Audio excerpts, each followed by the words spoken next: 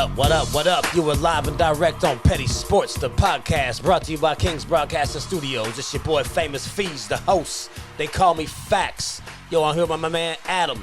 Get Adam. You already know what's going on, man. Back on another Wednesday, 8 p.m. Loaded show. Got another breakdown of the NFL coming at the end. So much on the slate today. Great night to be here. Don't forget to call into the show. And Fees, of course, man. Tell us what we got going on tonight. Oh, yeah, y'all know how we do. We always keep a little NFL on deck, but we're going to start this thing off with some basketball. You know, it's the NBA playoffs, so we got to do it like that. We got a whole lot of boxing coming at you. I know y'all heard about Floyd Mayweather, Logan Paul fiasco just past Sunday, so we got to touch on that. It's about to be action-packed. We got a lot to talk about, so we ain't got a whole lot of time to waste. We're going to come straight off the top, as we always do. I was going to start this thing off with a tweet because there was a lot of funny stuff and interesting things to get at, but like just in the last 24 hours, we just heard Nikola Jokic is currently the NBA MVP. Yep. He is now the first big man since Shaq to win the NBA MVP. So, I mean, we couldn't short him and just not talk about him today. That would just be foul. So, I mean, are you surprised that he won the award? No, not at all, man. I mean, we heard people talking about it. You know, some people wanted to say Curry only had one hot month and didn't necessarily do enough. I didn't think Joel Embiid was the MVP, you know, because he missed some time there. But, I mean, Nikola Jokic, I mean, like you said, first big man since 2000, and the fact that he can shoot the ball well, he's a great passer. He's obviously plays a huge role for that Nuggets team, and it's really going to be interesting to see if he's able to elevate this team past the Suns because, you know, they're down 1-0, and missing Jamal Murray, you know, I think that's what really heightened it for him is some people want to say, oh, well, did Jamal Murray really affect the MVP voting? I think it did because he kept his game, actually played better, so hats off to him. He absolutely deserved it. And the first ever second-round pick. You know, only MVPs have been top 15 picks, so that's crazy to think he was 20-plus picks down the line, and here he is today, league's best player. Not in my opinion, but he got it. No, I mean, it's hats off to him. I mean, clearly he's not better than Joel Embiid. He didn't play enough games. Mm-hmm. Durant didn't play enough games. Harden didn't play enough games. Correct. Curry's team was not good enough. Chris Paul did not do enough. Anyone who you actually could throw into this conversation fell short of all the other metrics that are required to get there. Right. I mean, Giannis did what he normally does, and he sputtered out in the playoffs so many times. It's like, all right, we're sick of you. It's Jokic's turn to win the MVP and sputter out in the playoffs. At least he's got an excuse. Jamal Murray is hurt. So, I mean, if they go down, it's like, all right, the dynamic of his team was thrown completely off. Mm-hmm. And you can understand that. Right. It was like, man, I can't throw shade at him at all. Mm-hmm. I mean, just like you said, I don't think he's the best player in the league, but he absolutely deserved to win the MVP for this season because it is a regular season award. Mm-hmm. And he's the only one of the candidates that played all 72 games. Correct. So, I mean, got to give it to him. Absolutely. And for the record, he's not better than Embiid. I heard you slip that in. No. He's a better shooter than Embiid. Much better shooter than Embiid. And he passes the ball. I said he's not. Oh, they said he was. It was like, hold on now. I didn't say that. Hold on now. All right, good. We're good to go. Let's open it up, man. Don't put that evil on me. I did not say that. I was like, wait, hold on. Okay. You saved it. It's all right. So, man, we're going to come out with the topic of the hour. I know a lot of y'all are diehards when it comes to the city of Atlanta. So we're going to start the show off today talking about none other than the Atlanta Hawks. It's ATL, ho, just like my man Mike Beasley loves to say every day when he does the sponsorships. That's how we going to kick this thing off. Trae Young and the Atlanta Hawks, they're on fire. They stole game one, essentially stealing home field advantage in this first-round playoff series, well, the second round against the first-place Philadelphia 76ers. So, I mean, from what we've seen, can these Hawks keep this momentum rolling strong enough to advance to the Eastern Conference Finals? I would like to think so because, you know, this is the first time we've seen the Hawks in the NBA playoffs since 2015, or 2016, excuse me, you know, since they went to the ECF, got swept by LeBron James and the Cavaliers. And the thing that's really that they're going to have to clamp down on to actually make it to the, so they can get to the Eastern Conference Finals is Joel Embiid. This whole torn meniscus thing, I think that's a whole facade. I think this was a thing to maybe get the Hawks to actually buy in on that, make a young team kind of think, okay, we're going to face a one seed without their best guy, kind of like a mental trick. This guy's out here dropping 39 and 40 points. He's led the series, you know, in points per game, been the leading scorer in both games, and he's pushing the Hawks around right now. I mean, let's be real. Do the Hawks have an answer right now for Joel Embiid? I'm going to say no. Now, if they can conquer that, because the Hawks can shoot well, we've got quite a few players that can shoot well. Clint Capella, of course, down low on the boards, and then Trae Young being the superstar of the team, running the offense. And I mean, he finally had a bad game in game 2, go figure. And he had a little bit of a clunker, I think, in game 2 against the Knicks, which we lost. So overall, if they can find an answer for Embiid, because he's getting whatever he wants, like I said, 39, 40 points, this whole torn meniscus, I don't believe that at all. The guy looks fine. I mean, we had some people complaining about the referees and, they're swallowing the whistles. This is what they do in the playoffs, though. This is what they're going to do. We're up north. We're on the road. We were up 1-0. Like, they're not going to let their team just become victim because it's aggressive play. No, they're going to continue to swallow the whistles. So, like I said, if the Hawks can contain Embiid, then they have a great chance. But it's looking to be a problem so far, obviously. I mean, really, I think the Hawks come and go with Trae's shooting. That really is the answer for Embiid. It's not that they have to stop Embiid. They just have to shoot well. The only difference between game 1 and game 2 was the fact that Trae Young was just disgustingly off in game 2. Yep. If he had put up his normal production, he only had 21 points. 1 for 7 from downtown, I believe. Yeah, 1 for 7 from downtown, 6 for 16 from the field. That's never going to win when you are the driving force of the offense. Right. I mean, game 1, he dropped 35 and 10. I mean, he was on fire. Collins gave you 21, but he turned around. I mean, like, it was a collective fall-off effort. Trae went from 35 to 21. Collins went from 21 to 8. Yeah. I mean, they both shot horribly in game 2, and that was the game. Right. If they both come back out on Friday night in game 3 and have shooting performances that are even similar to what they did in game 1, this will be a very tight game, and it can come down to another classic Trae Young game winner, a la what they did against the Knicks. Absolutely. I mean, both of these teams are really young, so it's like, we are really all the way high on the Philadelphia 76ers, and in all actuality, they've done nothing. I mean, why are we so confident in them? Well, because they were the number 1 seed, because they actually kept their team together and tried to actually play a whole season to get the record? I mean, clearly we know the best team in the Eastern Conference is the Brooklyn Nets. They just didn't play a whole season. Right. So, I mean, they're kind of a paper number 1. We know they are technically the number 1 seed. I don't have any faith in them. Ben Simmons can't shoot. I mean, the dude have 4 points. Literally. Attempted 3 shots. I mean, that's supposed to be your number 2 star? That's your number 1 overall You're pick. relying on Seth Curry for scoring. He's put up 21 points in consecutive games. Yep. I mean, are we really expecting to get that kind of production out of Seth Curry night in and night out? He's bound to tail that off. You lose half of Seth Curry's points, Ben Simmons can't pick them up. Embiid's 40 ain't enough. If the Hawks are hitting, they can absolutely win. I think this will be a long series. Absolutely. But what we see on Friday night in Game 3 will heavily dictate which one of these young teams actually has the confidence deeper on in this series to really weather the storm. I mean, the Hawks win Game 3. They'll feel like we took one on the road. Now we're up 2-1. We can beat these guys. That confidence is going to take them on through. If Philly wins Game 3, they'll feel like they took home court back.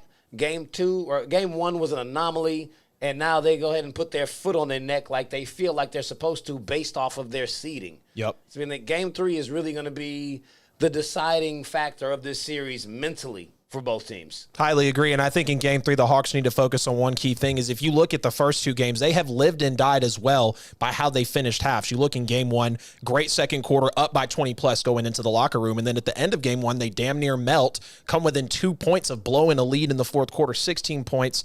My blood pressure is rising during that game. Like, we stole Game 1, and the thing I just keep on thinking about is I'm glad we did, because what if it was 2-0 now? How much just it's so different from 1-1 to 2-0, so great win from the Hawks there. And then you look at Game 2 as well. Great second quarter, how they stormed back because the first quarter was terrible. You had 4 points through half of the first quarter. You come back in the second quarter, do great. Now you're only down by 2. The building was a little quiet there, so you felt the Hawks surging. McMillan was getting a hold of his young players. And then in the fourth quarter of this game, awful fourth quarter, and you end up losing by 16. So you can see these Hawks, they have to stay consistent. They have to stay hungry. And that's something that you heard McMillan saying in Game 1 is don't let up. We might be up by 23, by 25, but this is the number 1 seed for a reason. We know who Embiid is. We know who Simmons can be. We know that Tobias Harris is a great 2 or a 3, whatever he decides to be when, Ben Simmons is on or off. But these Hawks are a young team that need to learn to keep their foot on the pedal. And that's really what happened in Game 2 is they didn't come out urgent. I mean, when you see how Game 2 started out, it was immediately a steal of the tip, and there they went for the dunk, 2-0 immediately. And then you just see the Hawks the whole night. They were just kind of a step or 2 behind Philly, it felt like. And then, you see them coming with like 14 threes in the first half and then coming back with 7. Like, you can't have an explosion like that and then immediately cut that in half against a 1 seed. Like Philadelphia, like these guys are hungry. Embiid was ugly crying last year over that shot. You know what I'm saying? Like, or the year before, come on now. So they're surging, man. They're ready. But game 3 is really going to come down to finishing those halves efficiently. Don't give up. Be consistent. You got to play all 4 quarters in this league, especially with a young team like Atlanta. Oh, absolutely, man. And I guarantee you we will not see another Shake Milton performance like that ever again. So people, the Shake Milton game, I saw so many comments on YouTube. This is going down as the Shake Milton game. And I look it up like, oh, this guy must have erupted for 25, maybe 30 just out of nowhere. The dude had 14 points, I think, in it wasn't that 12 minutes 14, or something. It was when he scored them. Right. I mean, the Hawks came back in this game. They came back in the third quarter and took the lead. But every time the Hawks surged back, that's when Shake scored. So all of his points were major. That's why people remember them so much. Yeah. He didn't light them up for so much. I mean, it was kind of reminiscent of like what Ryan Tannehill does. He doesn't really air the ball out that much, but he always makes big throws, like third downs, long drives. Like he makes the throw that they need. Exactly. So then it gives you the impression that he really dictated the game when he just stepped up when they needed him. Thank you so much. That is the whole facade about Ryan Tannehill. I think Tannehill is a good quarterback. Like, we've seen the passer rating. We saw what he did for Tennessee, and he's got this team back on the right track, seems like, after dipping off Mariota. But he's not he is a big-time thrower when he needs to be, but he's not a Mahomes, an Allen, a Rodgers, just an aggressive, fearless deep ball thrower. But he can get those accurate throws, so thank you for pointing that out, because he is not this guy that's what we call this guy, like, top 5, top 7. Like, I cannot do it. I can't do it. He's a big play game manager. Right. And that's not a bad thing. That's what the team needs. Mm-hmm. It works. And I think that's what Shake was for one game. Right. We're not going to put him on that status. But Tannehill, the NBA. That's what he was for one game. We won't hear Shake's name anymore other than people being like, you remember that guy? What was a milkshake with who? Nobody will be talking about no Shake Milton after game 3. Right. Like, what happened to that guy? What number was he? I don't know. He's out of there. So, man, what do you think these Hawks have a chance, or what percentage chance do you give them in the Eastern Conference Finals if they are to get past the 76ers against the Nets or the Bucks? The Nets, I can't even sit here and say that we could win that series because the Nets they're much faster than us. I mean, we see how they put up points every time. If they want to play a little big, with a Blake Griffin or a KD, if they want to play with the back to the basket, because here's the thing that the Hawks lack is they're lacking size right now. They don't have a big person to be able to, come in and stop that speed if it needs to be, if you got a slasher to the basket like KD, or with the Bucks where, Giannis probably isn't going to kill you with the J or from the 3, but if he gets inside like an Embiid, as we're seeing right now in the series, he's going to be hell for you. So I think against the Nets, I'd say I'll be nice and go like 35, maybe 40%, to be honest with you. I mean, Durant is obviously, 40. I mean, the Hawks, they have a lot of talent. They're just really young right now, like we've said. And Nate McMillan is doing, like, people talk about Trae Young potentially being the best part of this Hawks team. I say it's Nate McMillan. We wouldn't even be talking about these Atlanta Hawks if it was still Lloyd Pierce. So I'd say 35, maybe 40%. The Bucks, probably less, just because of the size, because you have a big like Giannis to actually be able to affect you. And then I want to say, if my memory serves me correctly, Brook Lopez, correct? Yeah. Another huge guy over there. I know he's not a dominant force, but that's still size on the court where it's going to be a disadvantage for you. So I'd love to see these Hawks beat one of these two teams. It's a baby step league, though. We're not there yet. Now, if we had a 2 for Trae, if John Collins was averaging 25 and we had like a little more out of Clint, it'd probably be higher. But taking small steps, and the Hawks will be in a good position next year. That's an interesting perspective on it, because the way I see it, against the Brooklyn Nets, 0. Really? There is no chance in hell that they beat the Nets. And that's not a knock on the Hawks at all. What the Nets did to the Celtics, I was laughing with Celtics fans a la First Lady of Petty, Cher. She's a Celtics fan. And I was killing her about the way that the Nets just running through them. But I'm like, look, in all fairness, yep. I don't believe that there's a single team in the NBA that the Brooklyn Nets cannot do that to. Right. There's nobody out there that they can't just start scoring in bunches and put a 30-point lead on you, and you're like, man, what the hell just happened? Exactly. There's not a game anymore. So I mean, they could do that to the Celtics. They've been doing it to the Bucks. Mm-hmm. They'll do it to everybody they play. So that's why I say 0, not to slight them. There's nobody that wants that smoke. Right. And as far as the Bucks, it doesn't matter because the Bucks ain't making it. There you go then. I mean, maybe 50-50. I think they have a much better shot at the Bucks than the Nets. I'd be surprised if they got a game off the Nets. Right. I mean, they could score enough potentially to steal a couple of games off the Bucks and really make that series interesting and start to get them a little tight. Mm-hmm. I don't see any scenario where they're able to put up 150 points to beat the Nets. Not at all. I think best case scenario, the Hawks could steal 2 from Brooklyn, but no more than that. And that's hells that we all went through. Trying to watch the Floyd Mayweather Logan Paul fight. Showtime dropped the ball times 1,000. Their app just straight up crashed. So everyone who paid the $50, and I'm everyone, to watch the fight, you could only see it on your phone. I mean, like, I had to dig through and just so happened to look behind the TV. It was like, hey, we have a Chromecast. I forgot those exist. Oh, my God. What? Plug the Chromecast in and cast the phone to the TV, and it still kept going in and out, but we were able to all watch it without having to huddle around a cell phone. Wow. There were a few links floating out there that worked for a little bit, but they all cut out. Right. But it's like, man, Showtime dropped the ball times 1,000. Mm-hmm. It was horrible. I heard that FanMio app was terrible, too. There was like a specific app, like you click it in the App Store, it was literally Paul Mayweather on the front. Like, this is why we're here. We just came out with this. Yeah. I heard it was terrible. Yeah, man. So, I mean, once you got past that and you actually got the opportunity to watch it. Right. I mean, the fight went the full 8 rounds. I don't want to hear that. Which was, I mean, to me, it was expected. I mean, we thought Floyd would beat him up, but we sat here and told you a week ago when we talked about this fight, the man is like 35 pounds bigger. Exactly. Almost 6 inches taller. It's like, what exactly were you expecting Floyd to do? The dude is huge. Exactly. Compared to him. Exactly. That's a very small guy. And he barely got touched. I mean, that fight going all the way through 8 rounds with a much, much bigger fighter. What was your takeaway?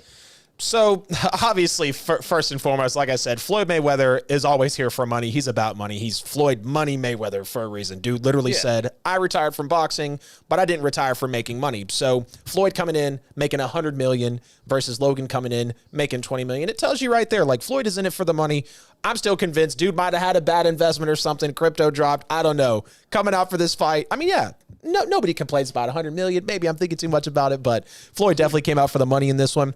But also, one thing I want people to really quit saying is this man was out here throwing pillows. It was not accurate. There was no power. I'm hearing this whole conspiracy of, we knocked him out and held him up. Logan's coming out saying, stop trying to discredit the fight. It was in so many different directions. Showtime dropping the ball on it. I mean, there was so much to take away from this fight. But that is the biggest thing is I want to quit hearing Logan went the distance. He did not look good. And here's another thing. I love watching post-game pressers. I think that's when you truly figure out how the emotions are coming out, what they truly grasp from that after being right in the action. Guy comes up and says, okay, Logan, what is your next fight? Like you would ask any boxer that's surging up and probably coming off of fighting Floyd Mayweather, any other person anyways. And he's like, I don't know, man. I'm just an infant in this sport. Like, seriously, any other boxer out here would know who they want. And that tells me that he's not serious. Canelo is still talking about who he wants well into his career. Floyd, if he was still an active boxer, he would talking about he would be talking about who he wants. You've got Caleb Plant out here that likes to talk. UFC fighters talk about their matches just like boxers do. And you don't hear anything from Logan. I get it. It was his second one, and it's a big accomplishment for the kid. I'm not taking anything away from it.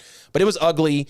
It was choppy. I think the only person that was probably satisfied from this was Floyd Mayweather because he made $100 million. Like, let's be real. It was all over the place, man. So, I mean, yeah, it was what it wasn't on Sunday night. I mean, I wasn't mad at it. I mean, we got 8 rounds of action. I mean, Floyd it was serviceable. He doesn't come out and knock people out. And, when he has fights like this, he actually tries to go the distance to give you a show so you don't come out and watch 2 minutes worth of boxing and be like, oh, it's over.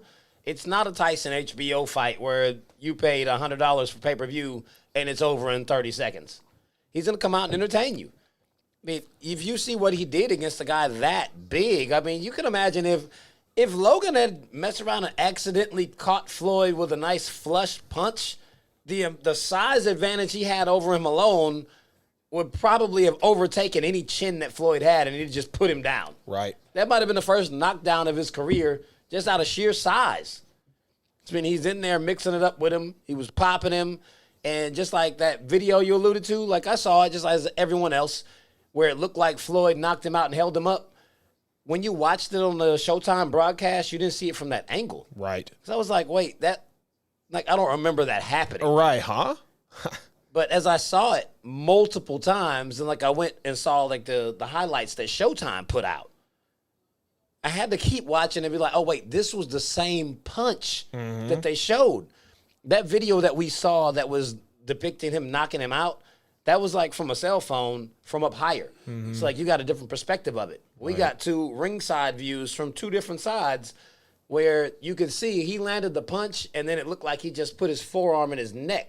From the upper view, he landed a punch and you could see him kind of fold over him, and it really did seem like he held him up, which does I think Logan would have fell on him. You would have seen knees buckling, toes dragging. You know what I'm saying? I mean, he may not have been completely knocked out, but he was rocked to the point where if Floyd had just gotten out of the way, I think he actually would have fallen. That might not have been the knockout blow, but he would have put him down. We would have had someone fall in this match. Yeah. I mean, it almost looked like once you see it from three different angles, he landed that punch, put the forearm in his neck, and was like, stay up, man. Yeah.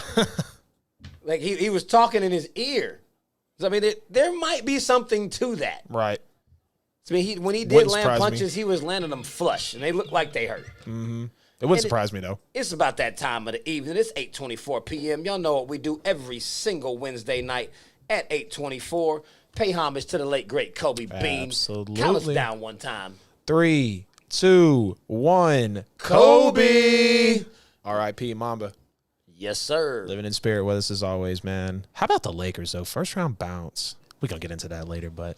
Yeah, I mean... Those Lakers fans are in their feelings. Those LeBron fans are schlump. Well, you, because you're logical here on the show with me, and we talk facts, not emotions. So, yes, I know you are not, but a lot of the community out there is... they're sweating, but it's okay. You got Space Jam. They just unveiled that ugly-ass LeBron 19. Y'all are good. Y'all are perfectly good, man. But go right ahead, finishing up about Floyd. Yes, sir, man. We're going to get back into a nice little segment after a brief commercial break from my man Mike Beasley. Go ahead, take this thing away one time. Yes, sir. Famous facts. Appreciate it, ladies and gentlemen. Thank you for tuning in tonight. You are watching Petty Sports, brought to you by KINGZ Broadcasting Studios. Check us out on Apple Podcasts, Google, Spotify, Facebook, and YouTube. Like, follow, subscribe, listen, share those pages. Get at us in the chat room. Thank you so much. Share the show. ATL. Hold back to the regular scheduled program. Yes, sir. Yes, sir. We're about to bring you a special edition of what we call the Petty Sports Versus Battle. This is wild. You know, y'all all get together on Thursdays, Saturdays, whenever they decide to have these ridiculous little impromptu, IG concerts all the time. Yeah, like IG Live. Artists. Let's rap battle. Whatever you want to do. I got all your music. Like, man, if I wanted to hear the song, I'll listen to the song. I mean, hey, I'm not hating on anyone who likes to watch them. Not my thing. Right. But I got a better version for you. We're doing the Petty Sports Versus Battle. I'm lit about this. We're going on for the next bout of celebrity fights. I mean, we just watched Chad Ochocinco get out there in the ring against Brian Maxwell. That was Pretty ugly. Decent showing for Ocho, considering he's never been in the ring before.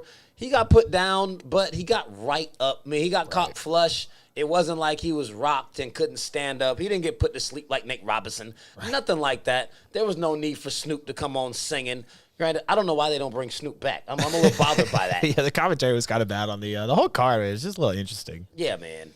So we're going to present to you a few matchups that we might like to see. Y'all chime in the comments. Let us know what you think. If you've got some more matchups that you like to see, let us know. So our first matchup on deck, Terrell Owens and Donovan McNasty.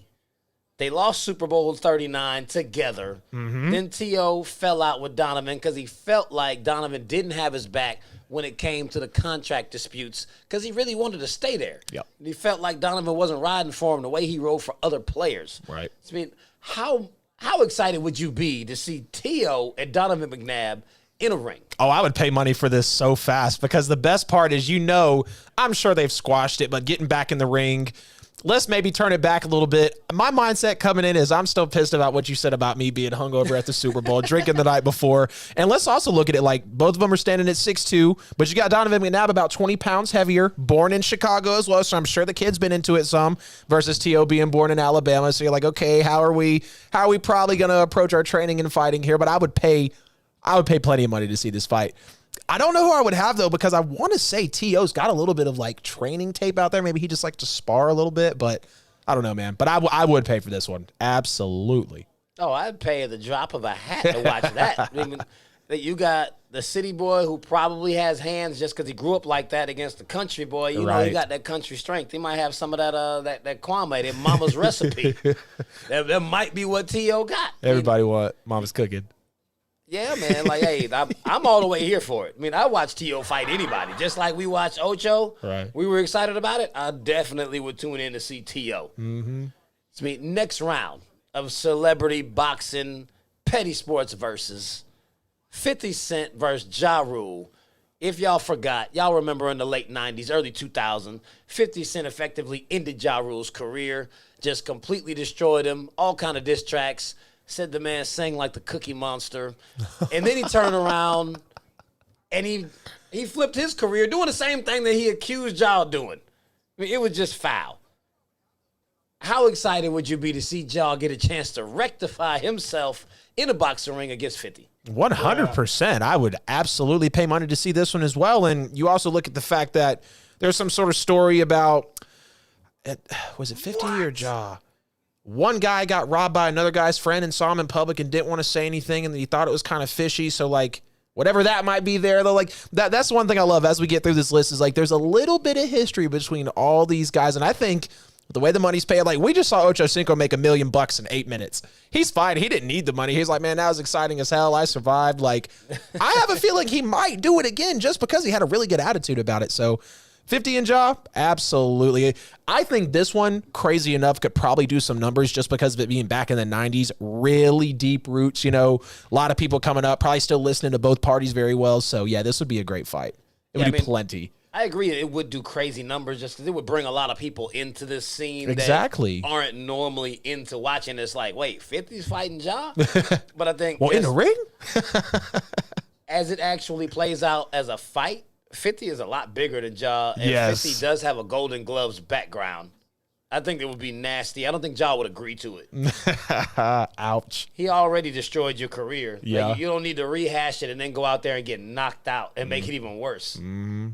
So I think Ja would decline. I would be less excited to watch it. The matchup sounds better than what I think the actual fight would be. Yeah. So that's where I'm at with that one. Fair enough. So, I mean, we got you a good one here. TNT special. Mm-hmm. Shaq versus Charles. They go at it all the time. All the time. We've seen them wrestle. We've seen them do their bench press challenge. But y'all all remember November the 10th, 1999, back when Houston played L.A., Chuck threw the ball at Shaq. Shaq turned around. They squared up. He swung at him and missed. Chuck tackled him, got a couple of little inside blows in. Wasn't really a fight, but right. Charles held his own, something serious against the monster that was Shaq's. I mean, that was beast mode Shaq. Right. In 99, like, I mean, that was 99, 2000. We can't stop you, dunk on everybody. I'm about to win league MVP Shaq that we're talking about. Yep. I mean, I would absolutely, they'd have to make a much, much bigger ring for these two monster dudes to get in the ring and box. But I'd absolutely pay for that. Yep.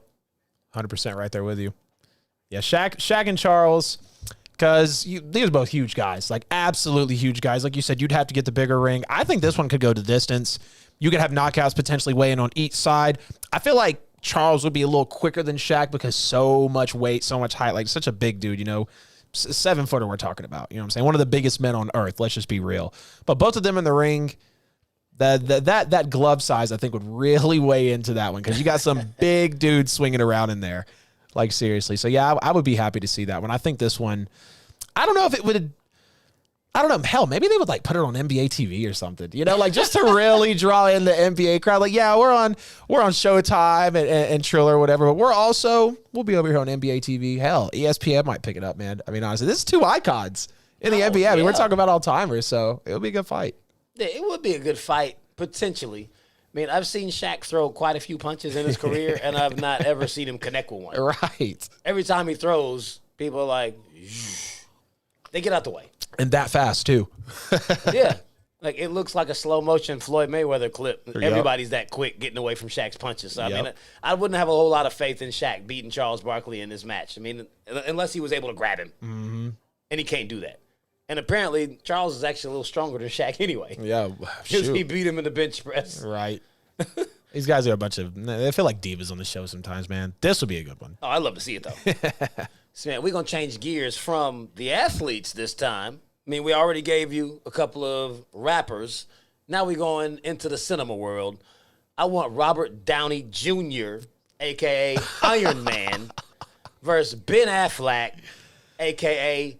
Batman. We got Marvel versus DC's mirror image characters.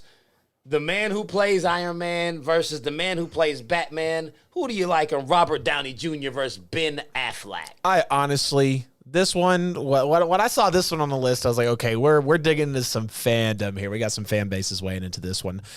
Honestly, man, I'm really not sure who I would take in this one. Because, I mean, both guys, they kind of seem like they would be average athleticism. I mean, maybe decent speed, but I mean, these guys are actors, they're in Hollywood. Now, if we're talking about, man, this would be a whole nother podcast potentially. We're talking about Iron Man versus Batman. We might have to get into the trenches on this one because, I mean, are they superheroes? You know what I'm saying? Like, are they, it's a little shaky for me. I've always kind of had my feelings about Batman, and then, I mean, Superman's just in a suit, I guess. But yeah, this one would be interesting. I guess I would take Ben Affleck, but I mean, I wouldn't bet on it. I probably wouldn't pay money to see it either. But you would have some fans out there. Maybe put it out as like a little snippet in like a Marvel movie or something. You'd really have to find your audience on that one. So we would see. I don't think you have to search for the audience. If you make them the undercard in one of these other fights, then already we'd get eyes on it. Tune in to see that. Yeah. But I mean, there are absolutely two ways to look at it. I mean, just Ben Affleck versus Robert Downey. I think Ben Affleck would work him. He seems like much more gritty. Like he's got more of that edge to him. Mm-hmm. I'm not sure if he's actually bigger. He looks like he's bigger. I think he's just a little bit more on the athletic side than Robert Downey. But if we were talking about Iron Man versus Batman, I don't even think it's a competition. Iron Man is smarter. He has more money. Why the hell doesn't Batman's suit fly? Exactly. You're the same person in your universe, but your suit just has gadgets. You got grappling hooks. You got planes and cars. Like, this dude's suit flies, and he makes suits for other people to throw to them to fly, and he can shoot stuff like, man, it's not even a contest. Iron Man destroyed Batman.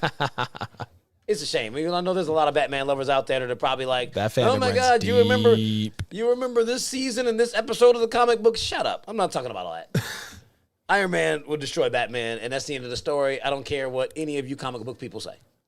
That's just what it is. We're pulling at some strings for some people now, man. Fandom is deep in here. Hey, you see your boy Wesley in the chat room. He said Eli versus Brady. Eli versus Brady, Jesus. Dang, that's just digging up some. I mean, we're really talking about pulling strings now. What are they going to go, 30 rounds? Right. Jesus. I mean, that's a lot. Some 12-ounce gloves? They're both 14-ounce gloves, maybe? They're both turtle slow. I don't even know if I'd pay to watch that. I don't want to see Brady fight anybody. We know you wouldn't pay to watch that. Brady's never won against him. You don't want to see Brady go 0-3. Come on now. You really want to see Brady go 0-3 twice on the field and one in the ring? No, you don't want that. The petty is so real. Petty. I know you wouldn't want to see it, bro. Oh, man. See, you foul for that. I don't even have anything to say in response to that. I'm just going to move on to the next one. Give me Meta World Peace versus the Worm, Dennis Rodman. We probably got the two weirdest guys to ever play in the NBA. Dead serious. Hands down. Dead serious. I mean, one of them dated Madonna, married himself, was with Carmen Electra. I mean, his hit list is a mile long. I mean, the dude was, I can't even remember the guy's name. He's out there in, North Korea, hanging out with the guy out there. I don't know his name. Somebody's going to be like, oh, how did you know? Like, this isn't a political show. And then we got Meta thanking his therapist after he wins, talking about the hood. I mean, the man said he went into the locker room when Kobe lost to the Celtics in the 2008 finals and was like, man, I'm going to come help you win. Like, how did you even get in there? Like, I know you were you were actually a player at the time, but how did you get in there? Like, when he walked past security and they're like, man, it's Meta, just let him go. He going to tear us all up. So, I mean, I would love to actually see that in the ring. We've seen the Worm get out there, do his little wrestling thing against Karl Malone. I mean, that was a little spectacle all in itself. We've seen Meta. Basically, I mean, he destroyed James Harden with that elbow when he came out and act like he was just sick of him. And then you saw Serge Ibaka run up on him like he wanted to actually try to stand up for his teammate.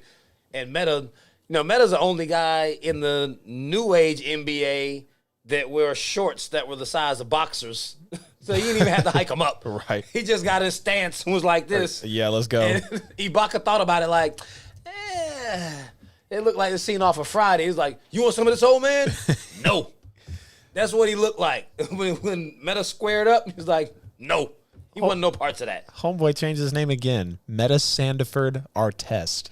From Ron Artest to Meta World Peace, which means loving kindness, world peace. Because I was like, that's like, please tell me there's some meaning behind that. Because the dude's weird. I was like, I have to know what this means. Now he is Meta Sandiford Artest, effective May 2020.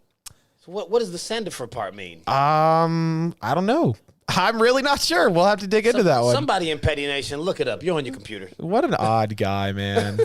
Who do you like in this matchup? Meta World Peace and the Worm, Dennis Rodman. I'm taking Dennis Rodman, bro.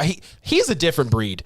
I mean, when I think of Dennis Rodman, I immediately think of him getting pissed in that game. I don't remember who he was playing, but he got ejected. Headbutt the ref, I want to say, through the cooler, like smashing the cooler on the side. It was a whole show. And this guy was just, I mean, he was just in the trenches all the time. Grit, crazy defensive player, really showed it in his game. I mean, he just loved the game of basketball, and he wouldn't shy away from a rivalry. I mean, we see the dude now. He's very, very interesting human being. And I mean, pairing these two guys up in the ring, it's like you said, two of the most interesting people we've probably ever seen in sports. They're definitely up there. But Dennis Rodman was definitely a one-of-one for his time, and we definitely won't have another one of him. But this one would definitely be crazy for sure. I think I would have to go with Meta in this. And the reason I'm taking Meta is because Dennis Rodman is like weird and really like just outlandishly strong, and does like he has that, he's a hothead, so he goes off. Meta is one of those people that I feel like he's like one of those bare knuckle guys. It's like you could break his nose and gouge his eye socket out, and that'll just piss him off. Like you couldn't stop him unless you killed him. Right. Like I think he's that level of crazy. So I mean, having someone like that in the ring, I don't really think there's anything that Dennis could do to stop him or slow him down, because Meta's not all there. And he actually is just as big. I mean, we forget that Meta's every bit of 6'8", and he's a really big dude. Exactly. And Dennis was 6'8", playing center because he was that strong. Right. But they're actually very evenly matched in size. So it's not like Dennis is going to go out there overwhelming because he's bigger. Right. I think Meta might actually be bigger than Dennis. It's possible. But, I mean, that coupled the fact with where Meta actually came from, like, I'm not betting $1 against Meta in a fight. Not happening. Especially not against another athlete. It'd have to be a boxer or something. And the crazy as that dude is, like, man, you still have to kill him. Bullet. I got my money on Meta Sandiford Artest. There you go. You got to get his name right. That's what makes him. I don't want to misquote him and have him coming from me like Kwame or something. Leave me alone, Meta. Oh, he's on a lineup too. Man, we got another matchup for you. Michael Rappaport versus Kevin Durant. This is the inbox beef brawl. It really Michael is. Rappaport just let the whole inbox out and was like, no, he talked about my wife and he's not cool anymore. Like, bruh, it's not cool to let the inbox out to the public. Especially it being Kevin Durant. Situation was very messy.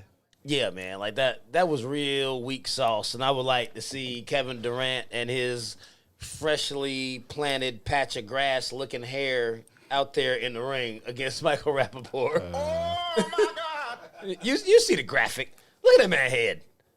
He can't beat up nobody that head look like that. You can't hurt him. Hey, it's thinning, bro. He can't even get up there. Oh, boy. I don't know how tall Michael Rappaport is, but he ain't tall enough to get at Kevin Durant. And he's still pissed at him about releasing those DMs. So I'm taking KD all day. Yeah, Rappaport is 6'2". KD has a smooth 10 inches. I mean, KD's a 7-footer to me, no doubt. But the thing is, like, KD's a slasher in the league, but you wonder, like, does he have that fighting quickness? He's very long. It would take a minute for a punch to land. I mean, and if he falls, he's falling hard. And I mean, KD is all of what? $150, it feels like. I mean, one good time, you might have to, but I mean, like, I think you'll knock his ass out if you hit him in the chin one good time. So it would be, like you said, it would be an assessment of, can he reach his chin? And is KD even quick enough to participate in this fight? But I'd pay money to see this one because there was a lot of beef wrapped up in that one. Like you said, the inbox war, it was just messy all over, man. I mean, I thought it was fake at first. I was like, whoa. I was like, he really leaked this, like, screenshots on this dude in the DMs. I was like, okay, we got a new level. So you going to go Rappaport level. Okay, got you. Oh, yeah, man, I'd pay money to watch him just destroy him. Man, I think he beat Rappaport to a pulp, and I would absolutely watch every minute of it. You got your money on KD? Oh, yeah. I would enjoy it. It's like, man, you got all this mouth and you want to put everything out there. Get on out there and actually defend yourself. See if you can handle yourself. The mitts would have made the gloves would weigh more than Durant, man. They would look bigger than him. I mean, for real.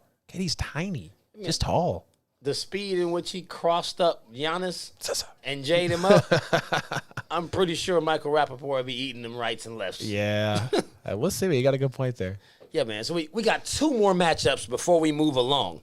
So check this one out. We got Eminem versus MGK. This one would be huge. Machine Gun Kelly and Eminem. I don't even know who Machine Gun Kelly is. Which I was very shocked, but it's acceptable because you're not missing out on anything. Major beef from these guys back around Memorial Day of about 3 years ago. Here's the thing about MGK. So, like, he makes kind of like punk rock, rap music. Like, if you kind of had, Post Malone is? I'm sure you do. Yeah. If you kind of had Post Malone, but like a little more punkish, I guess, not as much like hip hop, like he had Wild Boy back in like 2012, I think. And that was really it. He's had a few albums where he's had okay music, but he dropped a diss track right around a holiday and literally titled it like Eminem Diss. So it comes out and he literally calls Eminem old like the entire time. It's kind of funny though, because to me, like when I hear a rap battle, I'm like, I'm all in the lyrics. When you start digging through them, he's like praising him in one sentence and then he's dissing him in the next. It's like, this isn't even a legit diss. Like, it kind of looked funny praising this guy when it's supposed to be a diss track for him. So it comes out, Eminem hears it, and then he actually, because MGK said, let's call Sway an ass why I can't go up to Shade 45 because you. Eminem actually goes to an interview with Sway because he just dropped a surprise album, asks about him a little bit. And he's like, yeah, I heard it. He was like, it was good for him. It was kind of cheesy, but yeah, it was good for him. He's like, I'm going to respond to it. Then he comes out, kill shot, Eminem totally dominates the battle, actually serves the kid with facts, kind of references his diss to turn it into his own lyrics. It was great. But at the end of the day, I'm still taking Eminem in this one, man. I mean, this kid grew up. You saw what he had to go through being in Detroit. I mean, the 8 Mile was, kind of a depiction for him. Not sure if it was the most realistic thing, but it was definitely, a time in Eminem's career.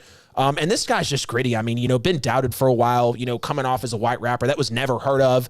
And a lot of people say MGK kind of looks up to him, kind of a father-son thing. So I'm definitely taking Eminem here, and I would pay money to see this one as well.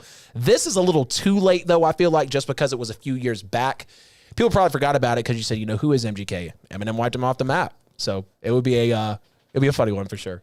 Okay, I mean, I would take MGK just based off of what you've told me about him and looking at him. I don't feel like Eminem's a fighter. If it was a lyrical thing, clearly it's all Eminem, but I'll take MGK. I mean, I'm not going to bet a lot of money on it. But, right, I wouldn't put money on it either. I'm a betting man. I put $10 on MGK. Only 10. Yeah, just a little bit. Hold on. I'll save it. Not a big bet, nothing I care about, but I got 10 on him. Man.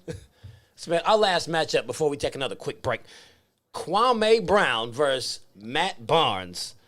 Mama's Cooking versus Becky with the good hair. Uh-huh. Who are you taking in this matchup? Man. Probably. Where do you find this picture of Matt Barnes with these glasses? Man, so that was actually, shout out to this graphic. It was a very well put together piece of work, if I do say so myself. So I was very happy with this. And it actually originally had all the smoke logo like kind of in the middle. But yeah, man, shout out to the editing and everything there. But you know, Kwame Brown, Matt Barnes, I would. I didn't even say it was me. I said I found it. You just told him it was me. Shout out to Gary and Mike. Appreciate y'all putting. But yeah, man. I mean, Kwame. Hopefully, all the energy from the YouTube dude has definitely ramped up his subs and his views. Like, this guy's probably profiting off of YouTube right now. Like, forget the fact that he's made money and he's getting attention. He's making money on top of this beef now. Matt Barnes already in his contract, you know, with the All the Smoke podcast. But I would say Kwame, there's a lot of energy coming from him, and he seems like he's got a lot pent up. That's also a really easy way to get knocked out, is coming in with all this aggression, not necessarily sure who you're directing it towards, because it's more than just Matt Barnes for Kwame. I think Matt just tipped it off because he's been calling out everybody. I mean, let's not even mention the whole Stephen A. Smith fiasco, but I would take Kwame here. This is another one. I don't know if I'd pay money just because it is such a new beef, and it's more of like, oh, he said, she said versus a whole actual, you know, beef. So I got Kwame on this one, though. $10, maybe $15, like you just said. Okay, I mean, that's a nice little reasonable small bet. I mean, Kwame talked a lot of trash and came off, and I mean, he's really just taking on his persona like he's that dude. Right. I mean, okay, we know he's from Brunswick. The Brunswick dudes are supposed to be fighters, this or that. I ain't never seen Kwame fight nobody. He's just doing a whole lot of talking. Right. I mean, he called this man Becky with the good hair. When Matt responded, he was like, man, you know, we can talk. Do an interview. We got to go outside and box. That's cool. Like, hey, I don't think Matt's scared of him in the slightest bit. And just like you got your $10, $15 on Kwame, I'll see your money. I'll give you 30 on Matt. Oh, double or nothing. Yeah, I'm Pushing going with all Matt. my chips in. All that noise. I'm like, hey, you say you want all the smoke. He called it some of the smoke. Like, hey, go see him in the ring. Matt asked you, like he said he ain't scared. You got to keep talking and going back and back and back. Like, man, like give him what he wants then. Right. You won't come on the show. You just want to keep making videos. Go ahead and get in the ring with him. Yep. Now, I'm pretty sure Matt ain't no punk. Not. We know we all we know about Kwame is he getting cussed out by Mike and Kobe and disappearing and playing 13 years and averaging 6 points per game. That doesn't say that you this world class, I got an attitude world beater. Matt Barnes had a much more fruitful career than you did. And he's been in many altercations in the league. I don't remember any Kwame Brown NBA fights. Seen a lot of bad Kwame Brown tape. Man, Stephen A. Smith. If you need to see 14 more minutes, holler at Stephen A. He got it. Oh, 14 more. Oh, it's officially on the books for him now? He said he had 15 minutes of it. He gave us 60 seconds. Oh, yeah, you're right. You're right. He's got a lot more tape of bloopers. He was on there. He said, keep it rolling. Keep it. Come on. Let's go. Another one. Yeah, Stephen A was on him, dude. I had to give my time to watch that reaction. Yeah, man. So we're going to keep this thing NBA, but change gears just a little bit. We seen Kawhi Leonard just absolutely go off in Game 6 and 7 in his first round series against the Dallas Mavericks. I mean, those were legendary games, albeit they were in the first round. We normally don't give huge credit for first round performances because when you're on a team that's supposed to be that good, you were supposed to have been winning anyway. I mean, after seeing the first round matchup against the Dallas Mavericks go 7 games, do you trust this Clippers team? I don't, man. And this Dallas team, I mean, it's one-man show. It's Luka Doncic. Kristaps Porzingis, at best, is like a B- player. I mean, that is seriously this guy's ceiling. Not a lot of speed. Like, he had a lot of hype coming from New York. I remember when he went to Dallas, there was a whole bunch of talk about it. Here's a star. Like, Luka really popped, I think, because Kristaps was like the whole hype before Luka, really. Luka was just there. We knew the kid had talent. Then Luka popped. And the funny thing is Kristaps coming out saying, oh, wow, I totally feel like a third option. I feel so washed away. So much attention for Luka. Yeah, the guy's technically in his prime right now at 21, 22 years old. Like, the dude's been playing professionally since 14. Let's be real. Like, Luka Doncic, I'm surprised And, coming out of the beginning of the year, I'm really surprised that he didn't get some MVP votes, but, he did come out at the beginning, wasn't really on top of his stuff, and he is still young. He still need to, take his time to grow into it. But another thing about the Clippers is they're terrible in the clutch.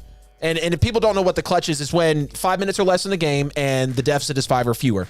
The Clippers shoot absolutely terrible, 33% as a team in the clutch, 22% from downtown, and 33% from the line. The only exception is that Kawhi Leonard shoots an absurd 66% in the clutch. He's the only player that they could rely on, and he still has a negative plus minus of like 3. So they are so bad in the clutch that even their best player is not going to be in effect on the floor for them. And then another question that you have to start to wonder is, who is the leader on this team? Paul George might be going 25, 9, and 7, on averages, but realistically, I mean, when is he going to show up? When is he actually going to show up and be consistent for this team? He's not a leader. Kawhi's not a leader. And Paul George is not a championship caliber player. It's not a knock on him. He's just not in the role. And I don't think he'll ever be. Kawhi's quiet. And this team, they need somebody to guide them. Like Ty Lue, I'm kind of on the fence about Taylor. I'm one of those guys out there. It's like, okay, it was really Bron more than Ty, but I'll give him respect. He's got the title.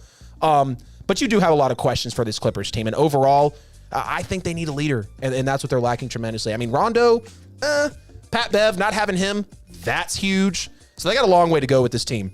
Jazz are bigger.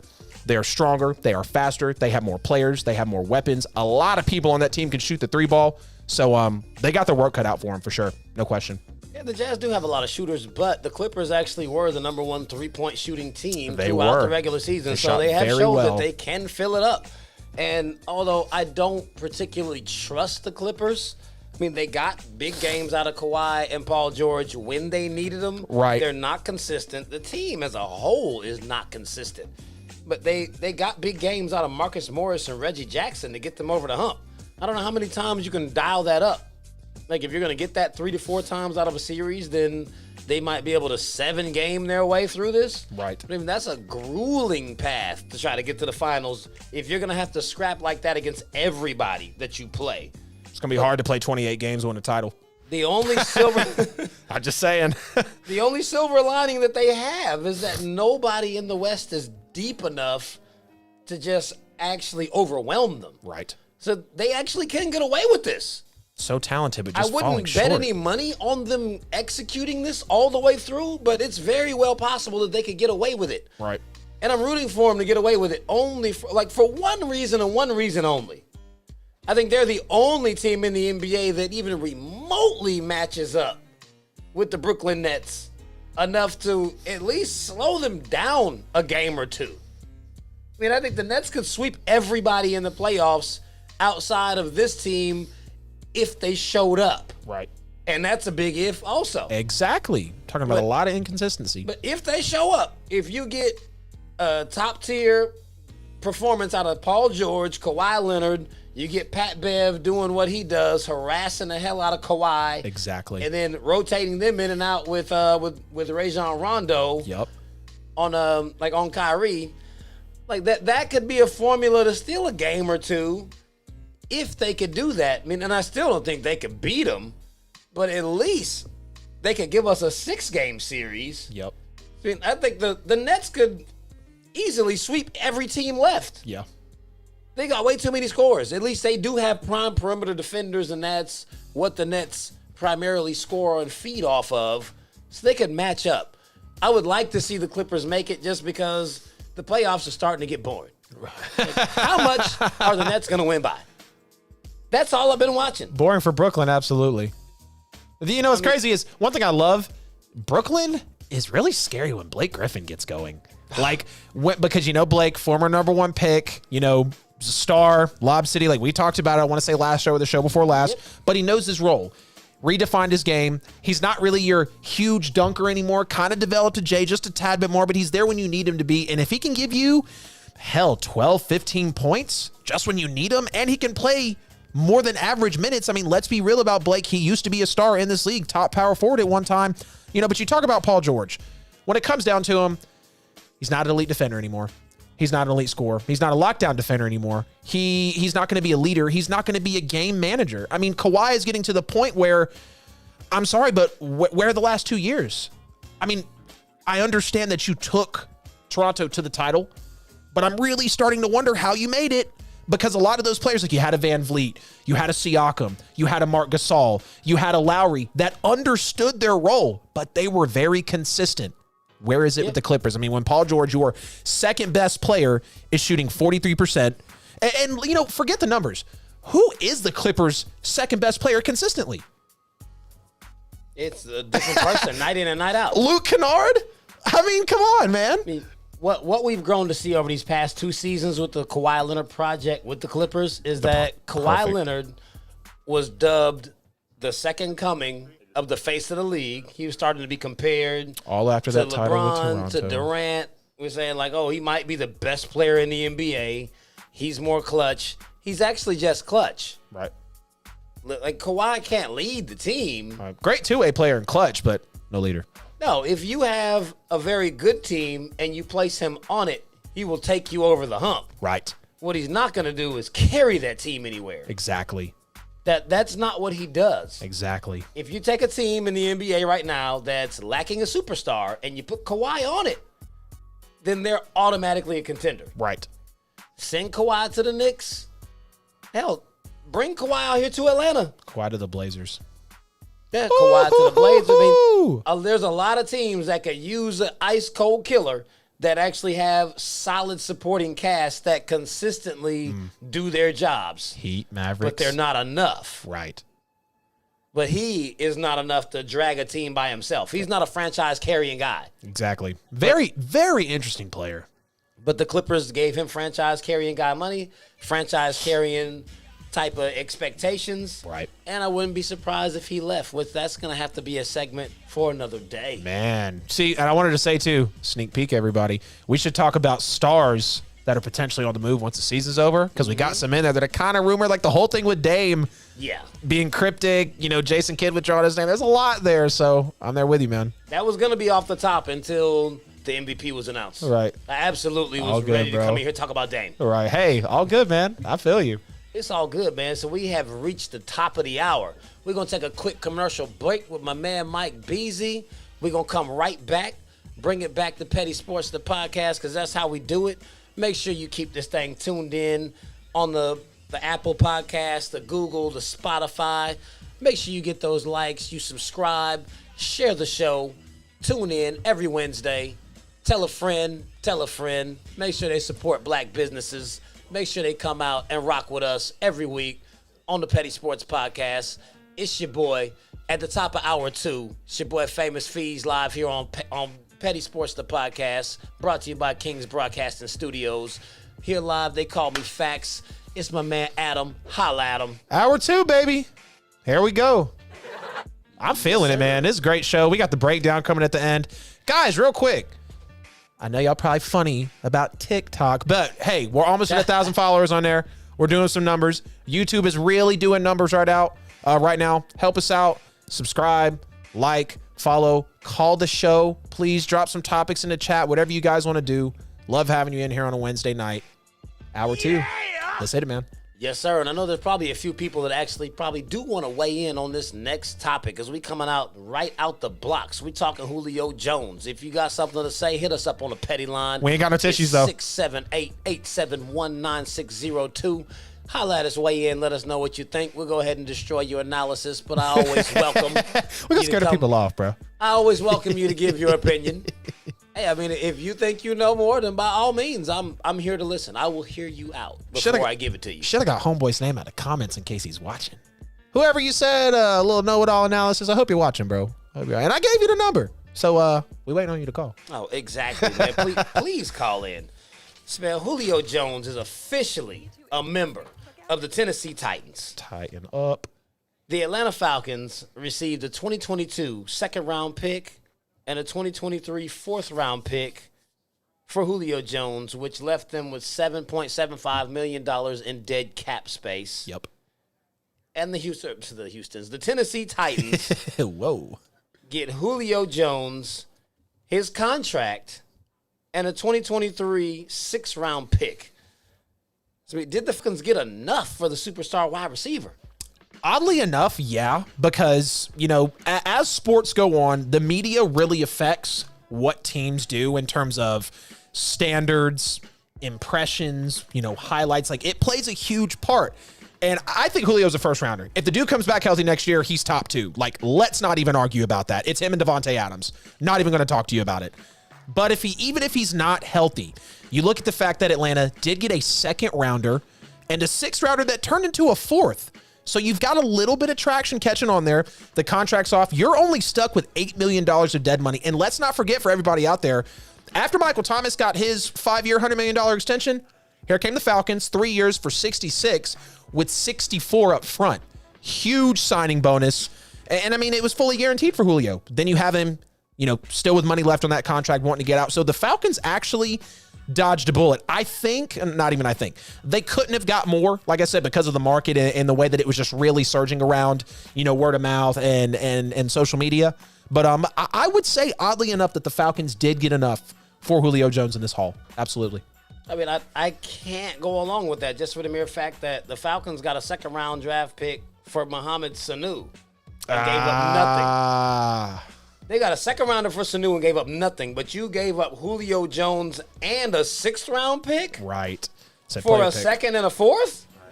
And you took dead cap hit? Hey, like Gary said, they broke. Now they're going to pay the players to be broke again. I mean, regardless of their money situation, they got shafted. Like, you traded Julio and gave up a draft pick? Yeah.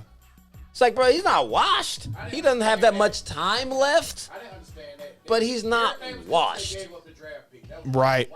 It's like, just Julio should go. We should get capital. Yeah. Right. The only reason reason I can credit them is because the 6th turned into a 4th. And here's the thing. If the Titans want to move off of him by like 2023, they can save like $18 million. So if Julio busts out, deal with him for 2 years, and you can still save money. So it's kind of a double-edged sword for both teams. Yeah, I mean, I still just think the Falcons got shafted on that. They should have gotten more for Julio. First, the fact that Julio came out and said that he wanted to leave and he wouldn't be back, I think probably hurt the trade leverage. But regardless, they should have gotten more. Like, it's crazy. First thing that I want to say to everybody real quick is, do y'all remember in the draft when Atlanta moved up from, I want to say they were somewhere in the 20s. They traded like 5 picks to the Browns to take Julio from Alabama. And then you ship him out, and it's like, Now, given it was a decade ago, no question about that. But still, today, 10 years later, Julio Jones is a top receiver when healthy. Now, the when healthy is big, but I'm banking on the dude. He seems happy. Got to Tennessee really fast. I'll just say that there. I mean, they wasted no time on that. Number 2, going to give the 11 to AJ. Like, love the respect. But Julio comes back, which I'm praying he does, man. We'll see what happens with those Titans. Okay, so I mean, piggybacking off of that, with A.J. Brown, Julio Jones, and Derrick Henry, where do you rank Tennessee's offense coming into this season? So, coming into this season for Tennessee's offense, I had to really dig through it because at first I didn't think that they were going to be a top offense just yet because there's a lot of weapons out there in the NFL. And oddly enough, Ryan Tannehill is what makes me kind of scale back on it. But just real quick, going 1 through 5. Had the Chiefs at 1. Think that's a no-brainer. Bills behind him at 2. Crazy quarterback. I didn't put the Packers in the top 5 because I don't think Aaron Rodgers is going to be there. I got the Bucs at 3 for the 3rd best offense. Seahawks at 4. That I did bring the Titans in at 5 with the Falcons or the Cowboys potentially pulling up the rear. Even if they're not putting up, game-winning offenses, they're still putting out numbers. They're still stressing defenses out potentially. So that would be my top 5. Do have the Titans coming in at 5 there on the list. I can't even rank them that high. Really? Yeah, I mean, I got the Bucs, the Number Chiefs. 1? Yeah. Chiefs. Bucs at 1, Chiefs at 2. Then I'll give you the Bills, and I'm really a hard sell between the Bills and the Cleveland Browns at 4. Cleveland's offense is good enough to actually be at the top. They are. So, I mean, they're absolutely their offense. And it's not a knock on Tennessee, but I think these 4 teams have better offenses than them. I'm not 100% sold on Seattle's offense just because they really seriously lack a running game. I mean, Russ does what he does, but the run game is still subpar. It's nothing like it was when Beast Mode was out there. I mean, I think with given health, I could take San Francisco's offense over theirs. Potentially. So long as we got a healthy Jimmy G and a healthy George Kittle. They have no wide receiver one, though.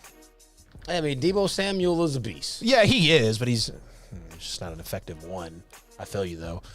I mean, Deebo and Ayuk, I mean, it's like, okay, Tennessee has a better wide receiver core, but San Francisco, I mean, I guess you're taking Kyle Shanahan into consideration here with this pick. Because Arthur Smith's not in Tennessee anymore. Their offenses run better. Yep. And to your point with Arthur Smith, he's not there anymore. You have a new coach. Whatever it was that you were running, you're not running it anymore. So now you got a brand new scheme to come in that could affect the entire offense. Not to mention, you also lost Janu Smith. It's like you Corey lost Davis, too. Yeah, you lost Corey Davis. You lost Smith. You brought in Julio. Yep. You brought in a new coach. You're going to be running a new scheme. Yep. It's like there's a lot of things to be desired there. Right. I mean, even on paper, the Dallas Cowboys have a better offense. If we start ranking them, Dak Prescott, you would take him over Ryan Tannehill. Of course. And when you start weighing out these wide receiver cores, their wide receiver core is very formidable, even weighed up against AJ and Julio. Right. And you got to. We're looking at Amari Cooper, CeeDee Lamb, and Michael Gallup, and then you got Ezekiel Elliott to compare to Derrick Henry. So, I mean, you could take their offense. Granted, it has not produced to the level of what their star power says on paper. Correct. Their offense could be considered better. Right. So, I mean, I think they will be a top 10 offense, definitely not top 5. They'll be somewhere between 6 to 10. Yeah.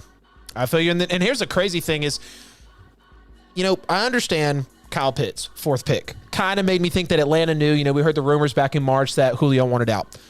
But here's one thing that I don't think Falcons fans are grasping at the moment. Julio Jones was the reason. Just take a look at this real quick. He's the reason that their offense has been ranked top 10 in yards every year but 2 since Julio's been there. 2013, he was injured. 2020, he was injured as well last year. Yep. The all-time leader in receiving yards per game. A top 10 receiver of all time, no question about that. Oh, yeah. And then let's also go even further. The Falcons were top 8, no worse than top 8 every year in passing yards. Again, outside of 2013 and 2020, it still stands if you take out the injured years. And even with the rookie season when he had 960 yards, it still stands. And I think what people are thinking now, Arthur Smith, he really broke in Tannehill well. We know how Henry was able to bust through the line. You don't have a running back. You can argue that Tannehill could be better than Matt Ryan. He's definitely smarter and a lot better of decision-making than Matt Ryan. And, Ridley just had foot surgery as well. I think Ridley will be okay. I think he's going to fit well into the wide receiver one. But now you got to wonder, is Gage going to emerge? Is Olamide Zaccheaus going to emerge? How are you going to be able to use Austin Hooper next to Kyle Pitts? Because Kyle Pitts is going to get his. He's going to be out there with numbers. He'd probably be 1,100-yard receiver this year. Let's just be real. But I don't know if fans are really understanding that Julio Jones was a huge reason why y'all were a top offense every year. Like, are we forgetting about the 1,800-yard season? I mean, let's be real, man. Like, Julio Jones did a lot for this team. He's on the Mount Rushmore for Falcons, no question about it. So I just had to put that impact out there, man, because it really makes me wonder, how are they going to adjust? Are they still going to be that just, they're going to get their yards, and they might be putting up 35 but giving up 42? I'm not sure, man. Really not. It's a big mix-up. Now Julio's out. All right, we'll see. Yeah, I mean, a lot of confidence is being placed in Kyle Pitts as if he's just going to walk into the NFL and be Julio. Damn well he better be. He better, because that is the hype around him right now, dude. It's like, hey, he did his thing out there. He was every bit worthy of being picked in the 4th spot, but you got to pump your brakes on the projecting that he's just about to come and eat every NFL defense alive. Right. I mean, if with Julio gone, he could essentially be like Matt Ryan's safety blanket the 100%. Way Tony Gonzalez was, and it could very well end up being another situation where teams are like, man, just double blanket the tight end and let him do what he does with everyone else, and we can stop him. Right. Work it out man coverage. Yeah, I mean, that's what it ended up being. After a little while, they're like, man, he's going to throw the ball to Tony even if he's in triple coverage. Just put all the coverage on him. That's the only where he goes. You need 4. 3 is not enough. 4 is required, especially with TG. Yeah. Like Matt really does zero in on one guy like that. Right. And he was like that with Gonzalez. Now he's going to have time to try to figure out who he's comfortable throwing the ball to without the safety blanket of Julio, with now Calvin Ridley having the number 1 DB on him at all times. Exactly. Trying to figure out what chemistry he's got with Pitts. Because, I mean, it doesn't matter how good he is. He hasn't played with him yet. Right. He doesn't know what he likes to do. Exactly. Kyle doesn't know Matt's sweet spots, how far he can throw the ball, how confident he is in throwing him the ball while he's actually covered. Yep. Because, I mean, that's been a big knock of mine his entire career. Matt will not throw you the ball if you're not open. Nope. He won't throw you open. He won't throw you a 50-50 ball unless your name is Tony Gonzalez. Right. That's the only person he would force it to. He wouldn't even force it to Julio. Julio used to just get open. Mm-hmm. I mean, every blue moon, he would force him a ball, and then Julio will make an amazing catch. But that is not his M.O. Matt Ryan is way too safe for that. Right. And he's about to have an offense where he's going to need to actually really open up and try to blow the top off. And I have zero confidence or faith that he would do that. Yeah. It's just not in his M.O. Yeah. So, I mean, I think the Falcons are in trouble. I think they definitely have a lot more thinking to do than people are truly wanting to dig into, because that was the thing is when I first heard, Pitt's coming in. Okay, that's a lot of pressure on a rookie. And Calvin, I have no doubt in my mind that Calvin really can step up, right? Until it's time to.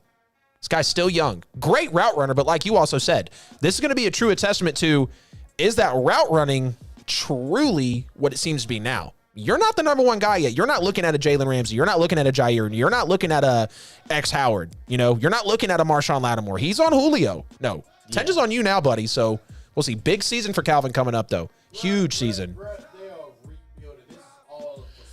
But see, at the same time, rebuilding, man. They broke. They got no money. if it was a rebuild, they would have taken a quarterback, You might bro. be the only Falcons fan that's willing to say that y'all are in rebuild mode. I don't think it's a rebuild yet. Get rid of that, man. You got to keep him. They don't need to waste no pick on no Should have been a double set of it. Hey, Colts, y'all want Julio and You Matt? got 2 more years with him. Clear the books.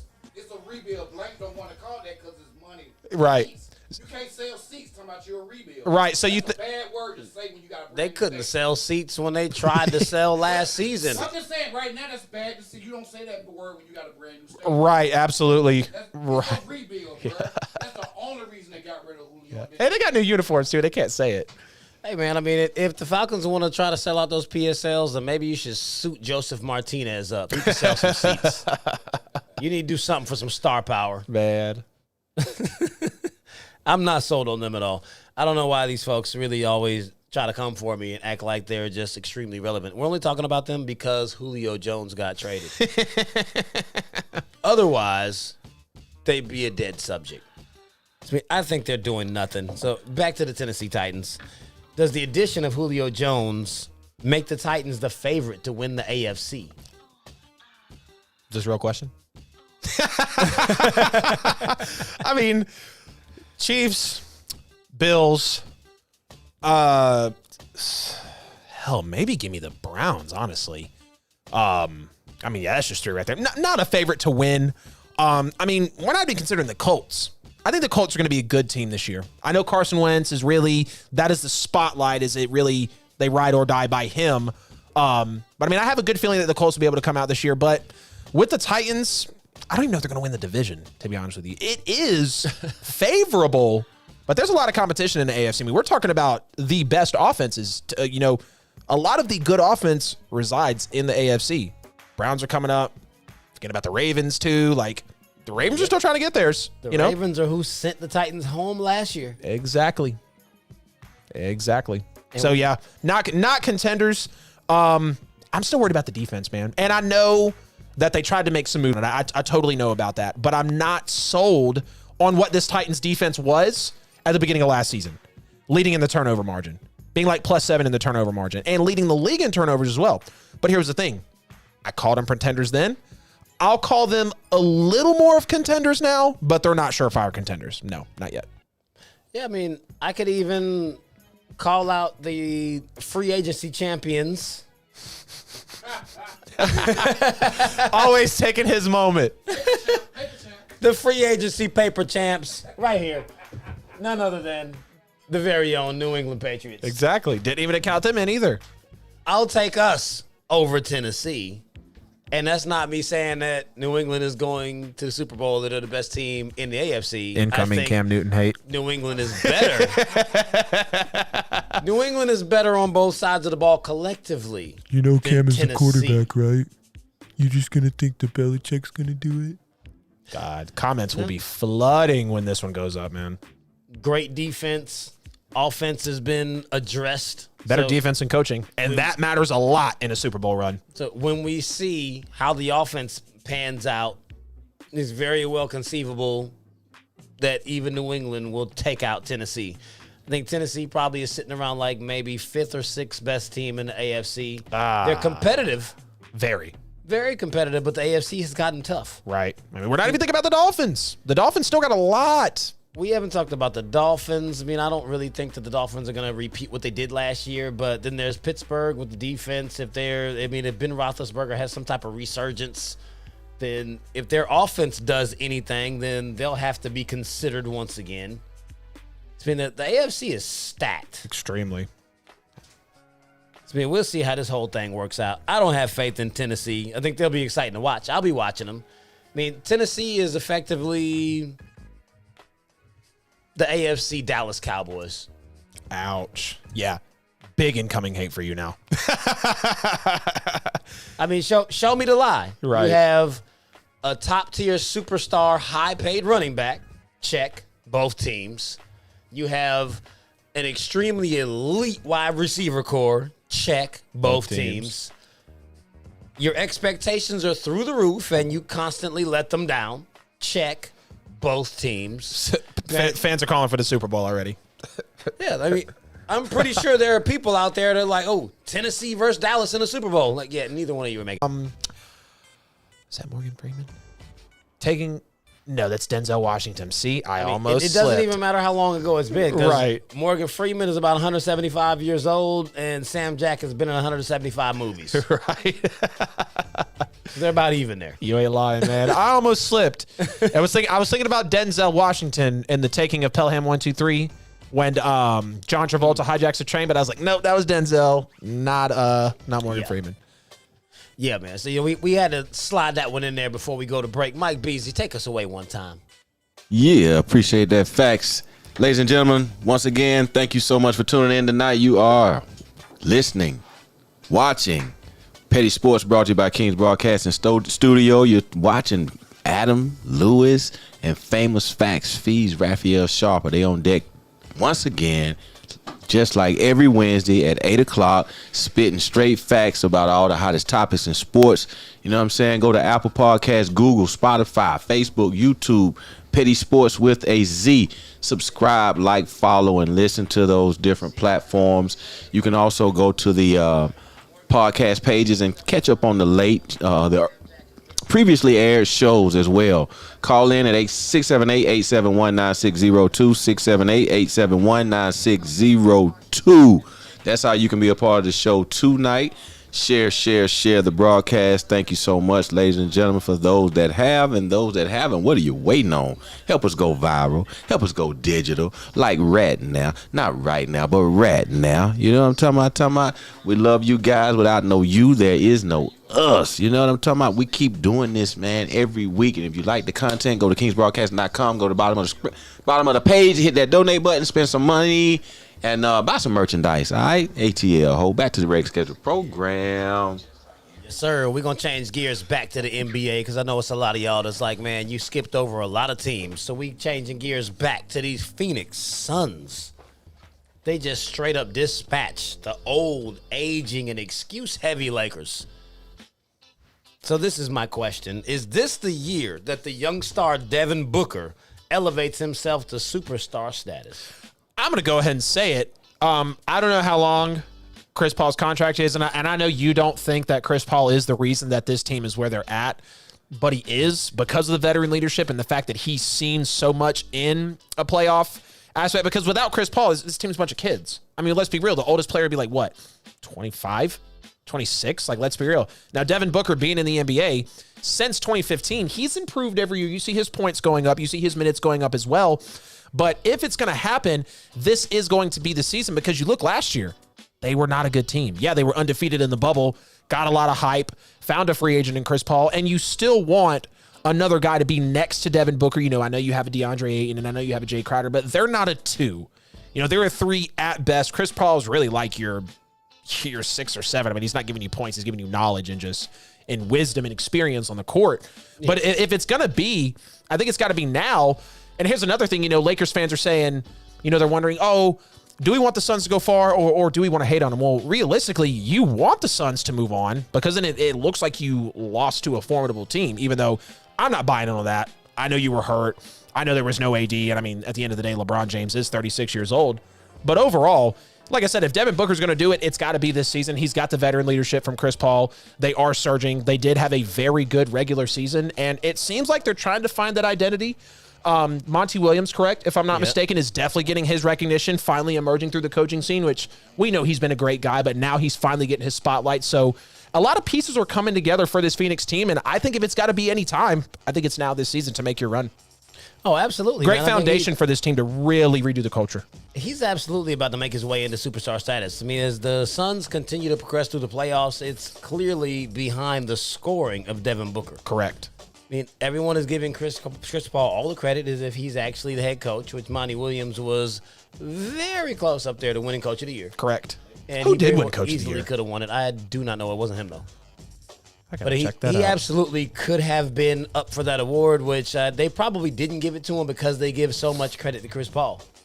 Like, he probably was the deciding factor that hampered him from winning the award. But if we look at what Devin Booker has been doing, I mean, 26 points a game over the past 3 seasons. He's doing nothing but coming up. I mean, he has the 70-point game that everyone remembers, and there's very few players in NBA history that have a hot light like that where you can put up 70. I mean, but there's no other current player playing in the NBA who's had a 70-point game. Devin Booker's the only one. So, I mean, he's going off. The Suns are now on the map, even though he isn't getting the credit. As they continue to progress through these playoffs, if he continues to play and excel at the rate that he has been, they keep winning the way they were like when they were in the bubble, then Devin Booker is going to force his way into the forefront, and you're going to have to recognize him because he is one of those guys. I mean, he's been an all-star for the past 2 seasons, including this one. He's going to continue that trajectory. I mean, as the rest of the guys around him develop, I mean, as far as as every time if Aiden shows up, whenever he has a good game, they win. When he gets any performance out of anyone else, this team is very difficult to beat. DeAndre Ayton he is Devin Booker's 2, I think, as of right now.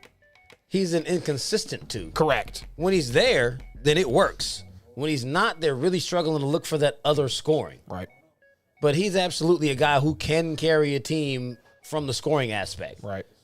I mean, I would be interested to see what he does after Chris Paul leaves there, if he's able to keep this team elevated to that level, just because everyone gives Chris Paul so much of the credit for everything. But I think this definitely is the year for Devin Booker to really make his splash on the league. Because, I mean, he's not a heavy rebounder or assist guy. He's out there to get points. He's scoring. Right. He's a true 2 guard. Exactly. He's going to fill it up. I mean, 23 points per game average for his career. He's been over that for the past 4 years, and he's only played 6. Exactly. Young kid, 26. Or excuse me, 24. His average is only as low as 23 because of a 13-point rookie year. Right. Outside of that, he's been killing it. Yep. And he wasn't getting very many minutes per game when he started. So, I mean, the sky is the limit for him. So, do you see these Suns making it out of the Western Conference? Well, there's a couple things you got to ask yourself is, who do they truly match up well with? And you've got a little bit of size in Jay Crowder. You got a DeAndre Ayton, but outside of that, really, I mean, there's no, huge presence down low for the Suns. And when you look around the league, it's okay. You've got the Clippers, which not really a huge team. And then you've got the Nuggets, who they're going up against. Well, they got the game 1 win. Outside of Jokic, really, though, you don't have any more dominant size consistently to deal with, So you see that they could get potentially past the Nuggets, potentially past the Clippers as well. And then I'm forgetting one more team, the Jazz. Now, the Jazz will be a problem for them. The Jazz are a big team. You've got Rudy Gobert over there, and they've got the ability to play very physical over with the Jazz, which is why I do favor the Jazz in that series against the Clippers. More shooters, more weapons, more size, more speed. They're not Dallas at the end of the day that it did take the Clippers the 7 games to get through. Back to the Suns, though, then you got to take a look at how they could potentially make it to the finals. Is Chris Paul going to provide enough veteran leadership at the right time for these Suns to take off? Because that's what it's been. Chris Paul was acquired at a great time after all that momentum after the bubble. He's still been only giving you 9 points, 7 assists, and maybe 4 rebounds a night. He's not going to be your numbers dude. So don't ask Chris Paul. I mean, maybe he can hit a clutch shot. Maybe he could drive to the basket in a true moment of need. But he's there for the leadership, the vision, the experience that has been throughout the playoffs. Devin Booker, DeAndre Ayton, and Jay Crowder would have to be your three. And unfortunately, I don't trust two of those three to truly make it to the finals and win on the big stage. I would love to see this Suns team do it. They got a great story. Would love to see Chris Paul more than anything. One of my favorite players of all time. I know there's a little discrepancy about him, but I love what Chris Paul has brought to the game, and he's elevated a lot of teams. But at the end of the day, there is a lot of size and experience standing in front of Phoenix, and it's, like I said, baby step league. You look at the Hawks. They got the coach. They got Trey. If John Collins was that consistent two for the Hawks, we would be talking about him. If a Jay Crowder or DeAndre Ayton was a consistent two to Devin Booker, we would be talking about them. We're not yet. Same thing. Great coach in Monty Williams. Still falling a little short. Some matchups are favorable, but still a very young team. So it's going to be maybe another season or two before we do see Phoenix in these NBA Finals. I don't know, man. I think the door is wide open for Phoenix right now. I mean, they in the regular season series against the Nuggets, they were 1-2. Right. But that was with Jamal Murray. Right. So that's a wash. They swept the Jazz. I mean, they're very confident playing against them. Right. They won't have any issues with them. They ran through them when they played them in the regular season. And they were 1-2 against the Clippers, but there was all very, very close games. Right. It's like there's no one that they're scared of. Right. They don't have to see the Lakers, which they clearly weren't scared of, especially due to injury and all the excuses and everything else. So I think this could be the year for them. Granted, I told you I would like to see the Clippers make it just because of the matchup against the Nets. But I think we could very well easily get the Suns versus the Nets in a series where Devin Booker has just ridiculous scoring outputs night in and night out, and they still lose because he cannot outscore the big three in Brooklyn. No one player could do that. Nope. So they get there, and they get destroyed. And it'll be sweet revenge for James Harden to win his first championship over Chris Paul in his first appearance. Ouch. You know they're not cool. James will play. I don't care if his hamstrings is hurting or not. Oh, yeah. Absolutely. He will be there for CP3 in that battle. And he's the point guard, so Right. he's going head-to-head. Right. He's absolutely playing in that series, and it'll be ugly. Yep. So, no, I'm not giving them the nod. I can't say that. I will give Phoenix the nod to make the finals, but not the nod to win it. Right. Making it, I think, would be their ceiling. Absolutely. Yeah. Making it is everyone's ceiling in the West because no one wants the Nets. Right. The ceiling in the East is the Eastern Conference Finals, unless you're the Bucks because you're already playing them. Mm-hmm. It's a shame. So, man, check this out. We got 30 minutes left. We're coming on to our favorite topic. We're going to break down the vaunted NFC West. Hands down, the best division in football, top to bottom. They don't have a bad team. Their worst team has gotten so much better that it could possibly be the best team. So we're going to break this thing down, let you know how it's going to unfold, expectations versus reality. Y'all know how we do this thing, just like we broke it down last week. Y'all really seem to like that, too, so we're here for you. Oh, yeah. So we're going to start this thing off from the top with the 2020 division winners, the Seattle Seahawks. 12-4 last season, first in the division. What is their expectation?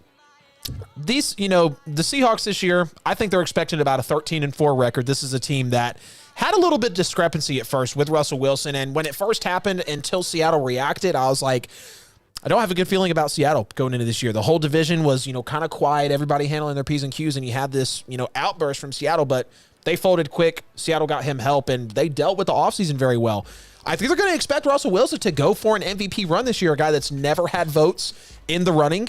And, it feels like they do expect this every year, but I feel like we're going to see maybe a career year from Russell Wilson, realistically, with the 17th game. I'm feeling like we can maybe see a 5,000-yard passing season. He's never had that before. He did lose a Phillip Dorsett and a David Moore, but you still got DK. You've still got, Tyler Lockett as well, who you just extended. So that's a elite wide receiver duo in the NFL. Then also, I think the defense is really going to look to improve through Aldon Smith and Pierre Desir, who are coming in to supplement the Griffin brothers leaving. And I think it's pretty cool about them. Both of them playing at UCF, both of them with the Seahawks. And now once Shaquille Griffin left, the corner. The brother Shaquem wanted to go to Jacksonville as well, so they're really trying to stick together. Love seeing that from them. And Alden Smith and Pierre Desir, they're no slouches. They have respect in the NFL. They're some veterans.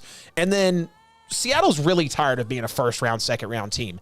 They're looking for the NFC title game this year. I think they are 100%. They are one of the teams that the fan base is really bought in this year because you saw the defense a little bit trying to uptick towards the end and losing some key players, but overall having a decent offseason. Yeah, 3 draft picks, and they might have only came away with 3 picks as well, but they made some moves when they needed to.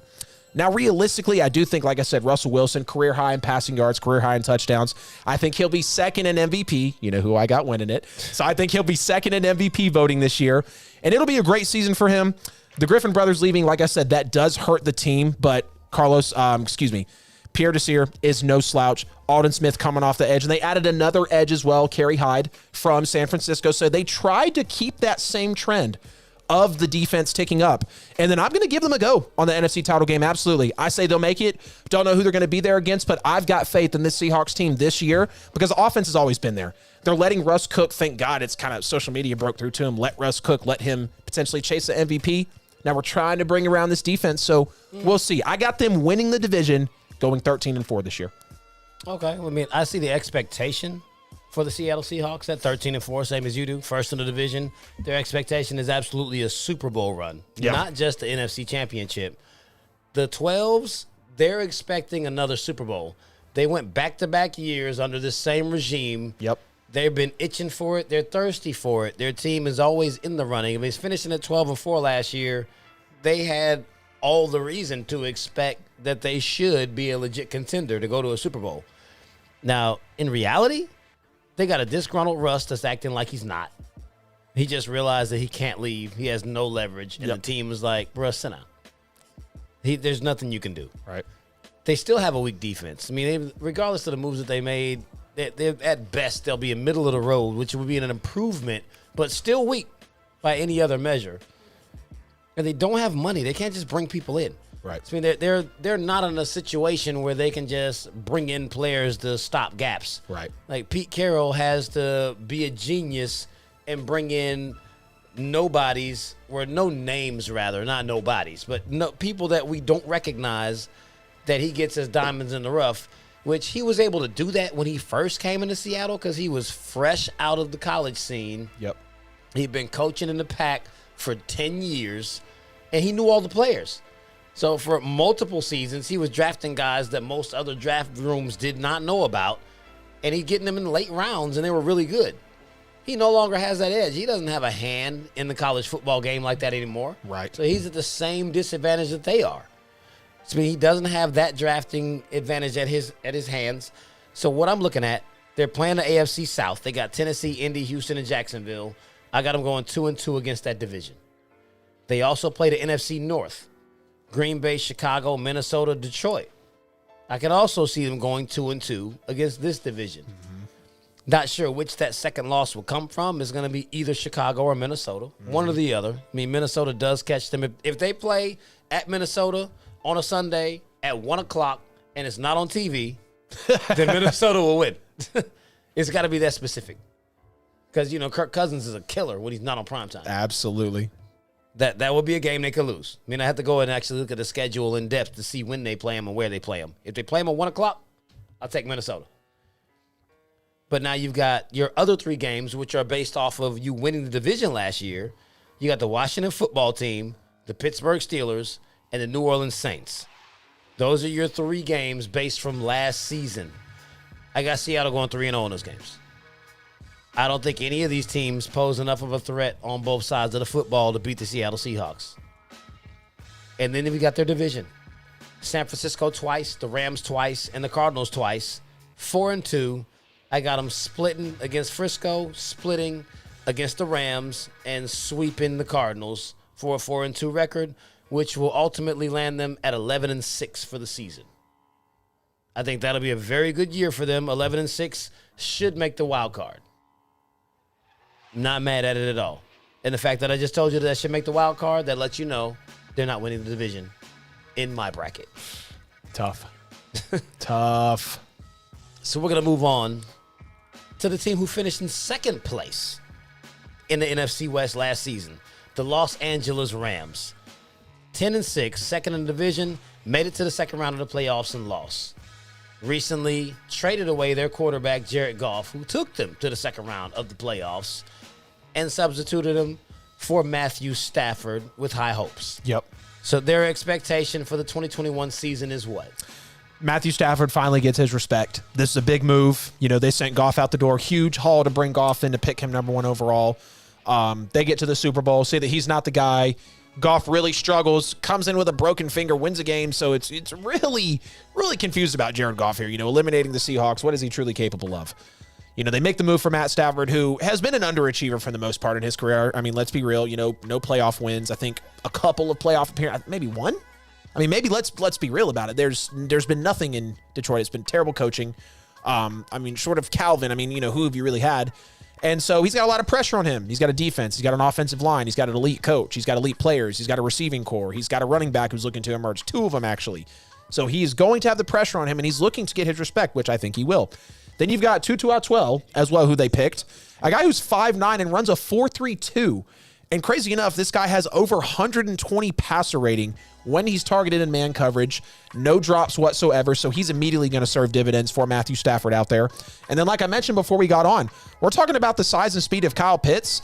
Jacob Harris out of UCF, 6'5" and a 4.39 40-yard dash. As a tight end, you're talking about a guy who could potentially get into the slot. Tutu Atwell as well, being on some end arounds, you know, getting real schemy with him. We see the wide receivers, how they play in today's game. And then also they're going to look for someone to take that RB1 role, bringing in Cam Akers out of FSU last year. He emerged for them.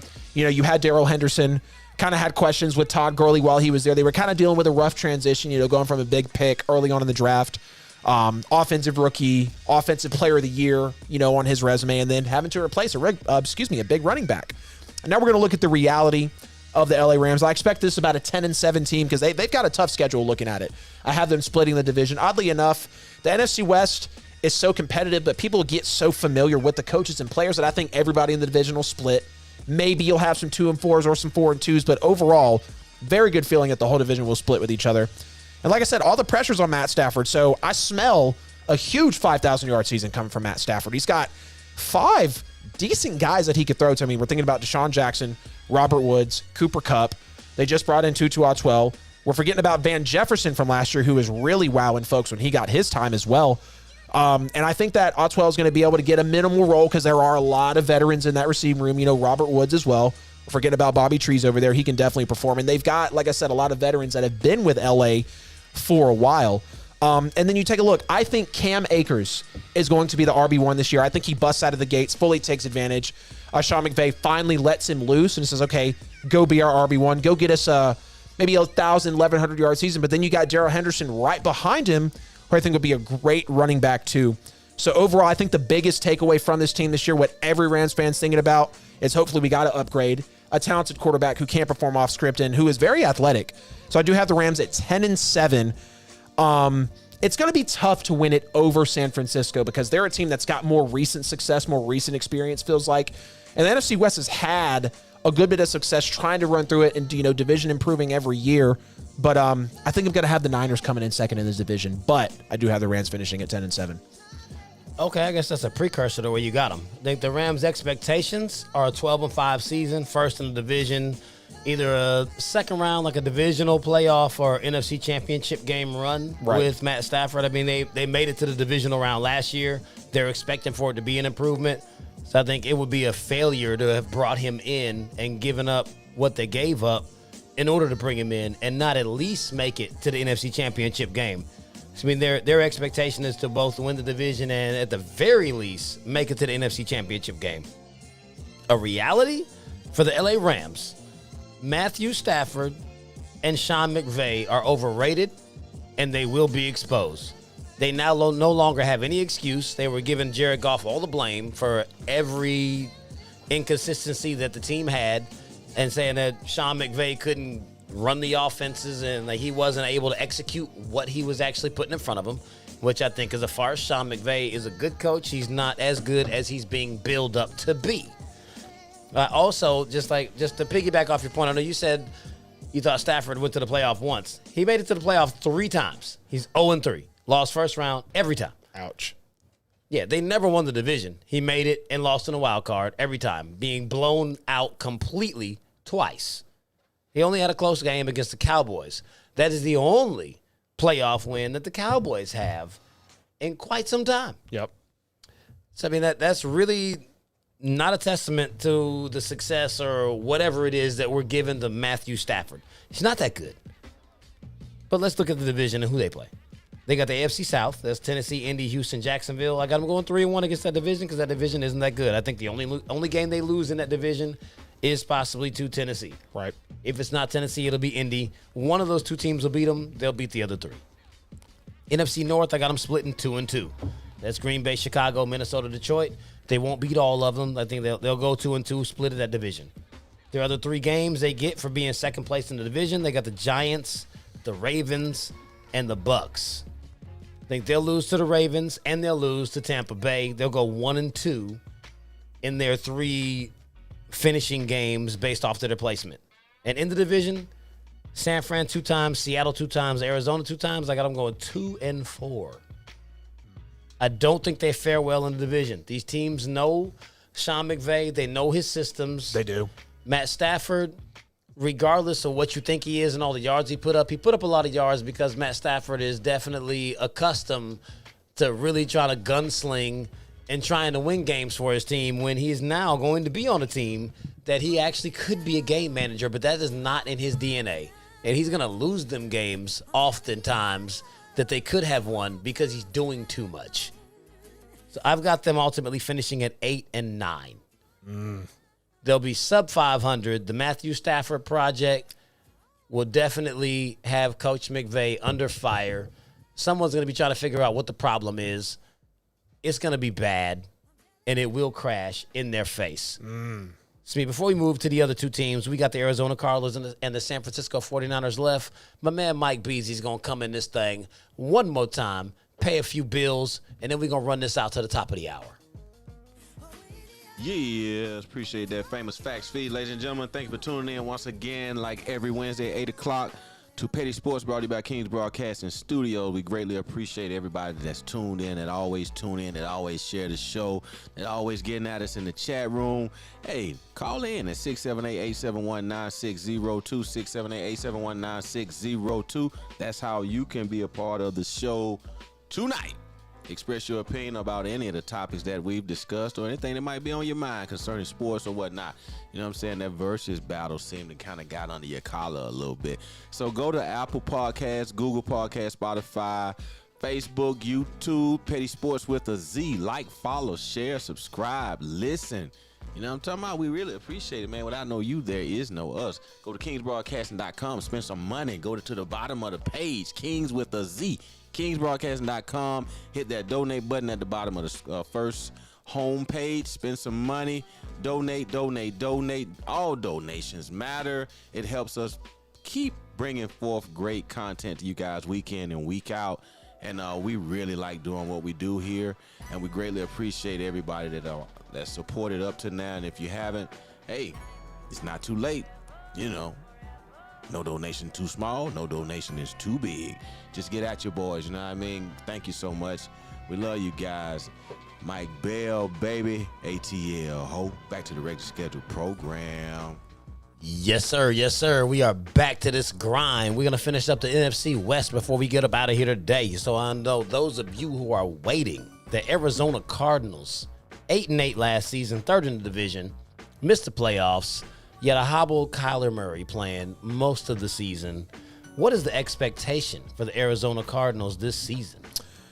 They're expecting Kyler Murray to take another step forward. He's been a good quarterback since he's came into the NFL, you know, rookie of the year. Dealt with some shoulder injuries last year, but he's one of the few guys in the league that I feel has that it factor. He might be all of 5'9" or 5'10", like people say on a great day, but he throws a great ball. He's got great vision, and he is a great rushing quarterback already here Thought I was hearing something for a playback. My bad. I was so confused for a second. Overall, he's improved every year. He's a great rushing quarterback. And like I said, he can overcome that bad coaching at times. And then also, you saw the move with J.J. Watt, which I wasn't a big fan of because y'all know how I feel about him. Back into the career, hasn't really been anything in about 5 years. And I would say that we could be seeing a J.J. Watt retirement within a couple seasons. I know it sounds crazy, but go look at the numbers. He's kind of fallen off a cliff here. And then as well, they brought Zaven Collins in, again with their first pick in the NFL draft versus last year, Isaiah Simmons out of Clemson. So they're trying to stack up that linebacking core. When you think about a Bucks, when you think about a Browns, when you think about even the Saints for a second before they had some of their linebackers get out there, those teams that have a strong front seven, it fares well for the entire defense. And we've seen the Cardinals before kind of struggle against that rush defense. Now we're talking about reality. Again, tough division, splitting with everybody in the NFC West. I do have them going 10-7. And like I mentioned, Kyler is one of those few quarterbacks in the league that has that it factor. So I'm going to go out on a limb and say I expect this guy to potentially get MVP votes this year. I think he can elevate. I know Cliff is going to hold the entire team back potentially, but Kyler's one of those guys. And if the record's not there, then he's not going to get the recognition. They didn't fare too well last year, and the first season was 5-10-1 to 8-8. So we'll see what happens with him. And then, like I said, J.J. Watt worries me. Don't even want to go into that again. And then Zaven, I think, will find his role in, filling the run gaps, being able to truly stop the run, bring the heat on the blitzes, which will open up Isaiah Simmons' game, let him be able to be more versatile, work on his coverage, and just be the speedster, the true force on that field that he was for the Cardinals as a rookie. So I am going to have the Cardinals finishing unfortunately, towards the bottom of the division. But the Cardinals, I think, will be a good team coming into this year. Probably a wild card exit because Cliff is going to hold them back, unfortunately. You've got them winning 10 games. I do. And making the playoffs is like third in the division? Potentially. That division is tough, man. I mean, think about it. If San Francisco busts out because of trade potentially, are we really looking at an elite San Francisco team? I don't know. I don't have a whole lot of confidence in them. I think Arizona's expectation from a franchise and a fan base, I think they're expecting a 12-5 season. They're expecting them to elevate to first in the division because they feel like Kyler Murray was hurt last season, and that's the reason why they finished 8-8. So they feel like they could have won at least 3 to 4 more of those games had they had a healthy Kyler. Mm-hmm. And now with the addition of A.J. Green and possibly Larry Fitzgerald staying, they think that they really could turn a corner and this offense could just explode. I mean, Murray, he's been progressing. He looks like he could possibly be a superstar quarterback. He's not shown us that he can. He's shown us that he potentially could be.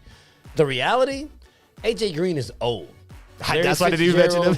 Larry Fitzgerald is going to retire. He's not going to play. So you don't have either of them. Kyler is not enough. He'll win you a few games because he can run, he can throw, he can improvise. Then he'll make some miraculous plays. There'll be great highlights, and he'll have a good season. But, we're looking at them against the AFC South, Tennessee, Indy, Houston, Jacksonville, 2-2. I got them splitting with them. I also have them splitting with the NFC North against Green Bay, Chicago, Minnesota, Detroit. The 3 games from where they placed, they got Dallas, Cleveland, and Carolina. All I'm giving them is Carolina. They'll lose to the Cowboys. They'll lose to the Browns. So they're 1-2 in those 3 games. In the division is what's going to kill them. San Francisco twice, Seattle twice, and the Rams twice. 1-5. Oh. The division is going to eviscerate Arizona. Most of their losses are coming from the division. Yep. I got them at 6-11. They're actually going to regress from last year just due to the schedule and the fact that they brought in old players that aren't going to produce. Back nines. And I know there are going to be a lot of Arizona Cardinal fans that are like, you don't know what you're talking about. Your team was not good last year, and it wasn't because Kyler Murray was hurt. Your team is not that good. They're middle of the road. You were 8-8. You're still mediocre. You're going to be mediocre. You're not winning that division. You're going to be last place in this division now. Only reason you weren't last year is because Jimmy Garoppolo was hurt. Otherwise, you'd have been at the bottom. As much as I hate to say that about the Cardinals, I highly agree with you. Exactly. So now, as we come to the bottom hour, the top of the show, the San Francisco 49ers, let's bring us home. They were 6-10, last place in the division. behind the injured Jimmy Garoppolo, missed most of the season. What is the expectation for San Francisco? They're going to want to see early on who's QB1. Is it going to be Jimmy G? Is it going to be Trey Lance? We move mountains for him. Is Jimmy G going to stay healthy?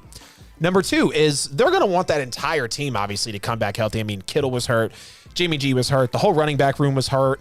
Richard Sherman got hurt. Bosa went down. I mean, all of the stars, all of the keys, role players just had no part in the season because they were hurt extremely early on. And then another question is, could Trey Sermon, your boy out of Ohio State, who you were high on, is he going to be able to be a running back 2 or maybe even a running back 1? Because we know it feels like with San Francisco and in that Shanahan offense, whoever catches the role at the right time, you could be running back 1 for 6 weeks, and then we might switch it over if teams are catching on. He's got that potential to serve a 1 or a 2 role. Now, reality. Is it going to be Jimmy G or Trey Lance? I'm taking Jimmy because I think the fans are hoping that, they know they moved mountains for Trey. He was a big pick, and they know he's not NFL ready yet, still needs to see competition, still needs to get his reps. I think he sits behind Jimmy, just becomes a sponge, and eventually elevates to be that quarterback that everybody talks about him to be. Then also, like I said, team was destroyed by the injury bug last year. We're going to expect Kittle, Bosa, Jimmy G, the running back core to come back. So I'm banking on this team being healthy. And then Raheem Mostert and Wade Gallman are the only people that stand in Trey Sermon's way. Like I said, he's got that versatility. He's got that true workforce in him to bust through that running back room. I mean, we remember in 2018 when it was Raheem Mostert, Tevin Coleman from Atlanta, and Matt Breida. If he gets in there and plays a role with Henderson and Akers, and also Trey Sermon, or excuse me, not Henderson and Akers, totally thinking about the Rams. If he gets in there with a Mostert and potentially breaks through, I mean, he could serve a great role in that team. We know they love to run the football a lot. I do have them going 13-4 in this division, probably back to their Super Bowl ways because, that's what they're hoping for. Not going to be a Super Bowl team, but they could contend for it. Okay. I think the expectation in San Francisco is absolutely a 13-4 season. First in the division with a healthy Jimmy G, a healthy Kittle, a healthy Bosa, a Super Bowl run. Like, their expectation is similar to what the Seahawks and the Rams are. All 4 of these teams, just like last week, their expectations are to be first in that division because this is another division where every team feels like they could win it. Because they're great. The last one was bad, and this one, they're all good. Mm-hmm. Granted, the Arizona Cardinals aren't as good as they think they are. But San Francisco, their expectation is high. It's deservingly high because they made it to the Super Bowl just 2 seasons ago when the team was healthy. Reality, they're going to play the AFC South. They got Tennessee, Indy, Houston, Jacksonville, 3-1. Figure they might lose one of those games, either the Tennessee or Indy. NFC North, 3-1 again. They got Green Bay, Chicago, Minnesota, Detroit. San Francisco, when healthy, they own Green Bay. They could possibly struggle against Chicago because of the level of defense they have, or again against Minnesota because Minnesota has a strong run game. They do have decent wide receivers, and if you play them in a 1 o'clock slot, they could catch you. Right. Detroit, not beating them at all. But 3-1 against that division. One of those teams will catch them, they'll beat the others. The 3 games that they play because of where they placed in their division, which is actually advantageous to San Francisco because they finished last in the division, they play Philly, Cincinnati, and Atlanta. 3-0. They win in all 3 of those games. None of those teams want any of that smoke with the 49ers. They'll easily clean those 3 games up. So now we are left with just the division left. They got the Rams twice, Arizona twice, and Seattle twice. I got them going 4-2 in the division. Wow, that's strong. We're assuming health. I've got Seattle and San Francisco both going 4-2 in the division because the Rams and Arizona are the ones that are going to take these L's. So now this actually gives San Francisco a record that mirrors their expectation.